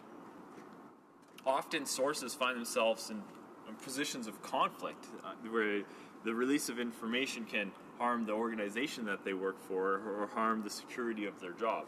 Now, Mr. Speaker, this is like a cause of, if you go forward with information that could harm your organization that you work for or threaten the security of your job, that is to some degree an understandable situation. But we would like, we all know the situation where accusations have been made and significant things have happened in terms of people's lives being ruined. And so if we can to some degree alleviate or share the impacts of that with the rest of society, that would be great. In the past, whistleblowers have been shunned, they've been demoted, they've been threatened, they've been sued, they've been fired. Their lives have been significantly affected, but you must commend these people for their pursuit of truth, for their identifying that the moral good for society is the pursuit of truth, and that if there is a moral ill that is happening in society and decisions are being made without a key piece of information being brought to the forefront, that is significant, and that we must have the ability to bring that significant piece of information to the forefront and minimize the backlash or the impact that could happen to somebody that's bringing it forward. I'd like to bring just a case forward of a source or a whistleblower of Dr. Chopra. Health Canada Science was pressured in the 1990s to approve bovine growth hormone as a veterinary drug, and he had concerns about this drug, and so despite his concerns, the pressure to produce this drug or allow this drug to go forward continued. The pressure was immense, and he couldn't make headway within the organization, and so he went public with it. So that was That was great. So he went public with it and was immediately fired. And so what this would do would allow for him to have gone public with it, gone to a journalist and been more anonymous about it. So it was people like him that have put their life on the line or put their livelihood on the line for a moral good in the pursuit of truth, that we can ensure that this bill will help protect people like him, will ensure that we can have a society that has all the information that they need to make important decisions. Specifically in this place, Mr. Speaker, we do make a lot of decisions that in some cases at the fringes it could be a life and death situation, and so therefore we need to have all the information when we are making decisions, and the pursuit of truth is an immensely important aspect of that. So freedom of the press, freedom of speech, those are the two principles that we are dealing with today, and behind those two principles is the idea that we pursue truth. Democratic nations in the world typically recognize that the truth does not need defense, that we can, if the truth is brought into light, we will have to deal with that, and that yes, there might be situations where it makes it uncomfortable for particular people, but at the end of the day, if we have that truth, we will be able to flourish and make proper decisions. So democratic countries recognize the risk. We've all heard we recognize that there is risk in the world, and we've all heard of situations where somebody noted that in their particular workplace or something there was a danger that was available, and when they talked to their supervisor, nothing happened. When they talked to the manager, nothing happened, and so they felt that they wanted this particular thing to change, but if they went public with it, they would immediately be fired from their job, and that would do no good for the rest of the employees in that particular business, because that risk or that danger would still be there. And so they, with a source safety net such as we're putting in place today, or that we're discussing today, would allow them to go to a journalist to tell the story and not necessarily identify who the person was. And so that's a very important component. It's particularly important when it comes to the government, of course, Mr. Speaker, because if you can bury the truth as a government, if you can bury the reality, then you can dictate reality after that to some degree. If we're not pursuing truth, if we can bury the truth, you can rewrite history or you can rewrite the reality. And that's incredibly dangerous when people are making decisions about what type of government they want. We know of a thing called propaganda. We know that is often a non-truth or a half-truth that has been being put forward as the truth. And so we need to ensure that truth is something that we pursue. We need to ensure that we have the freedom of speech and the freedom of the press in this country in order to be a viable democracy. And so I'm supporting this bill, and I'd like to thank the member from Louis Saint Laurent for bringing this forward. Thank you, Mr. Speaker. Resuming debate. L'honorable député de Louis Saint Laurent. The honourable member for Louis Saint Laurent. Thank you very much, Mr. Speaker. To be alive. Well, this is exactly the case today, because this is a great day for democracy, this is a great day for press, this is a great day for freedom of press. Monsieur le Président, nous sommes donc à la... Mr. Speaker, this is the second step of reading Bill S-231, and in my final remarks, I would like to congratulate everyone that if we are here to debate this bill, it's because of the initiative of Senator Claude Carignan, who worked very hard, very quickly, and efficiently to find the right solution to the problem of protecting journalistic sources. Because of the scandal that occurred at the last few months, namely the issue of Patrick Lagacé, a journalist who was surveilled in a scandalous way by police forces. Senator Carrier worked efficiently to table a bill in the upper chamber. He was able to gather the support of press organizations to have it passed quickly, and he did it positively and constructively. He welcomed the recommendations that had been made by Senator André Pratt, who, like everyone knows, is an accomplished journalist who is now working in the upper chamber. Senator Pratt is experienced with the press. He was able to bring in new, positive, constructive elements to Bill S-231. This contribution is warmly welcomed, and the key elements of this bill are the result of Mr. Carigna's work. The idea is to protect those who are whistleblowers, protecting the journalist source. This bill also defines what a journalist is, because not everybody can claim to be a journalist. A journalist must be clearly defined, and that is the case in the bill. And if ever police officers want to investigate, it has to be the final recourse, and the burden of proof is reversed. Also, a judge from the Superior Court has to give permission to investigate. Previously, it could be a justice of the peace. From our point of view and the point of view of Senator Carignan, that was not enough. This approach needed to be improved, and that's exactly what was done in this bill.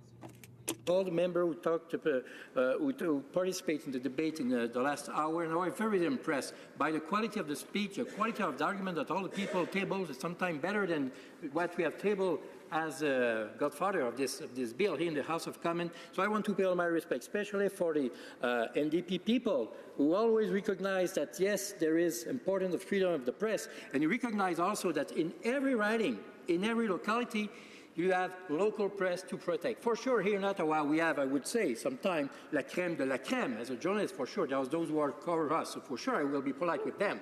But we also recognize that in every community, we have strong journalists, local journalists who work hard, and we think to them when we table this bill. And I appreciate the fact the openness of the Liberal Party of the government, who table some suggestion, who table some amendment, positive amendment, and we welcome the fact that we all work together on this issue. Because, Mr. Speaker, let me be crystal clear. This is not a partisan issue. This is a real, true Canadian issue. We are here to protect the liberty of press. We are here to protect the liberty of democracy. So this is why we table some bill, this bill, we table some amendment, and we welcome them. So, Mr. Speaker, at the end of my speech, I just want to say that many people in this House, the 338 members, have been journalists, have had this privilege, and just in our rank, just in the Conservative Party, I count at least 10 members who have been journalists. So, Mr. Speaker, this is why for so many years, all Canadians recognize that the Conservative Party is so media-friendly. Thank you.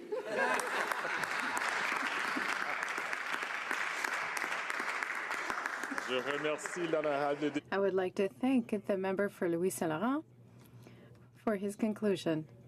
Is the House ready for the question? The question is as follows. Mr. Dotel, seconded by Mr. Barler, moves that Bill S-231, an act to amend the Canada Evidence Act and the Criminal Code Protection of Journalistic Sources, be now read a second time and referred to the Standing Committee on Justice and Human Rights, or rather to the Public Safety Committee. Is it the pleasure of the House to adopt the motion? Adopted. Second reading of the bill. Consequently, the bill is referred to the Standing Committee of Public Safety.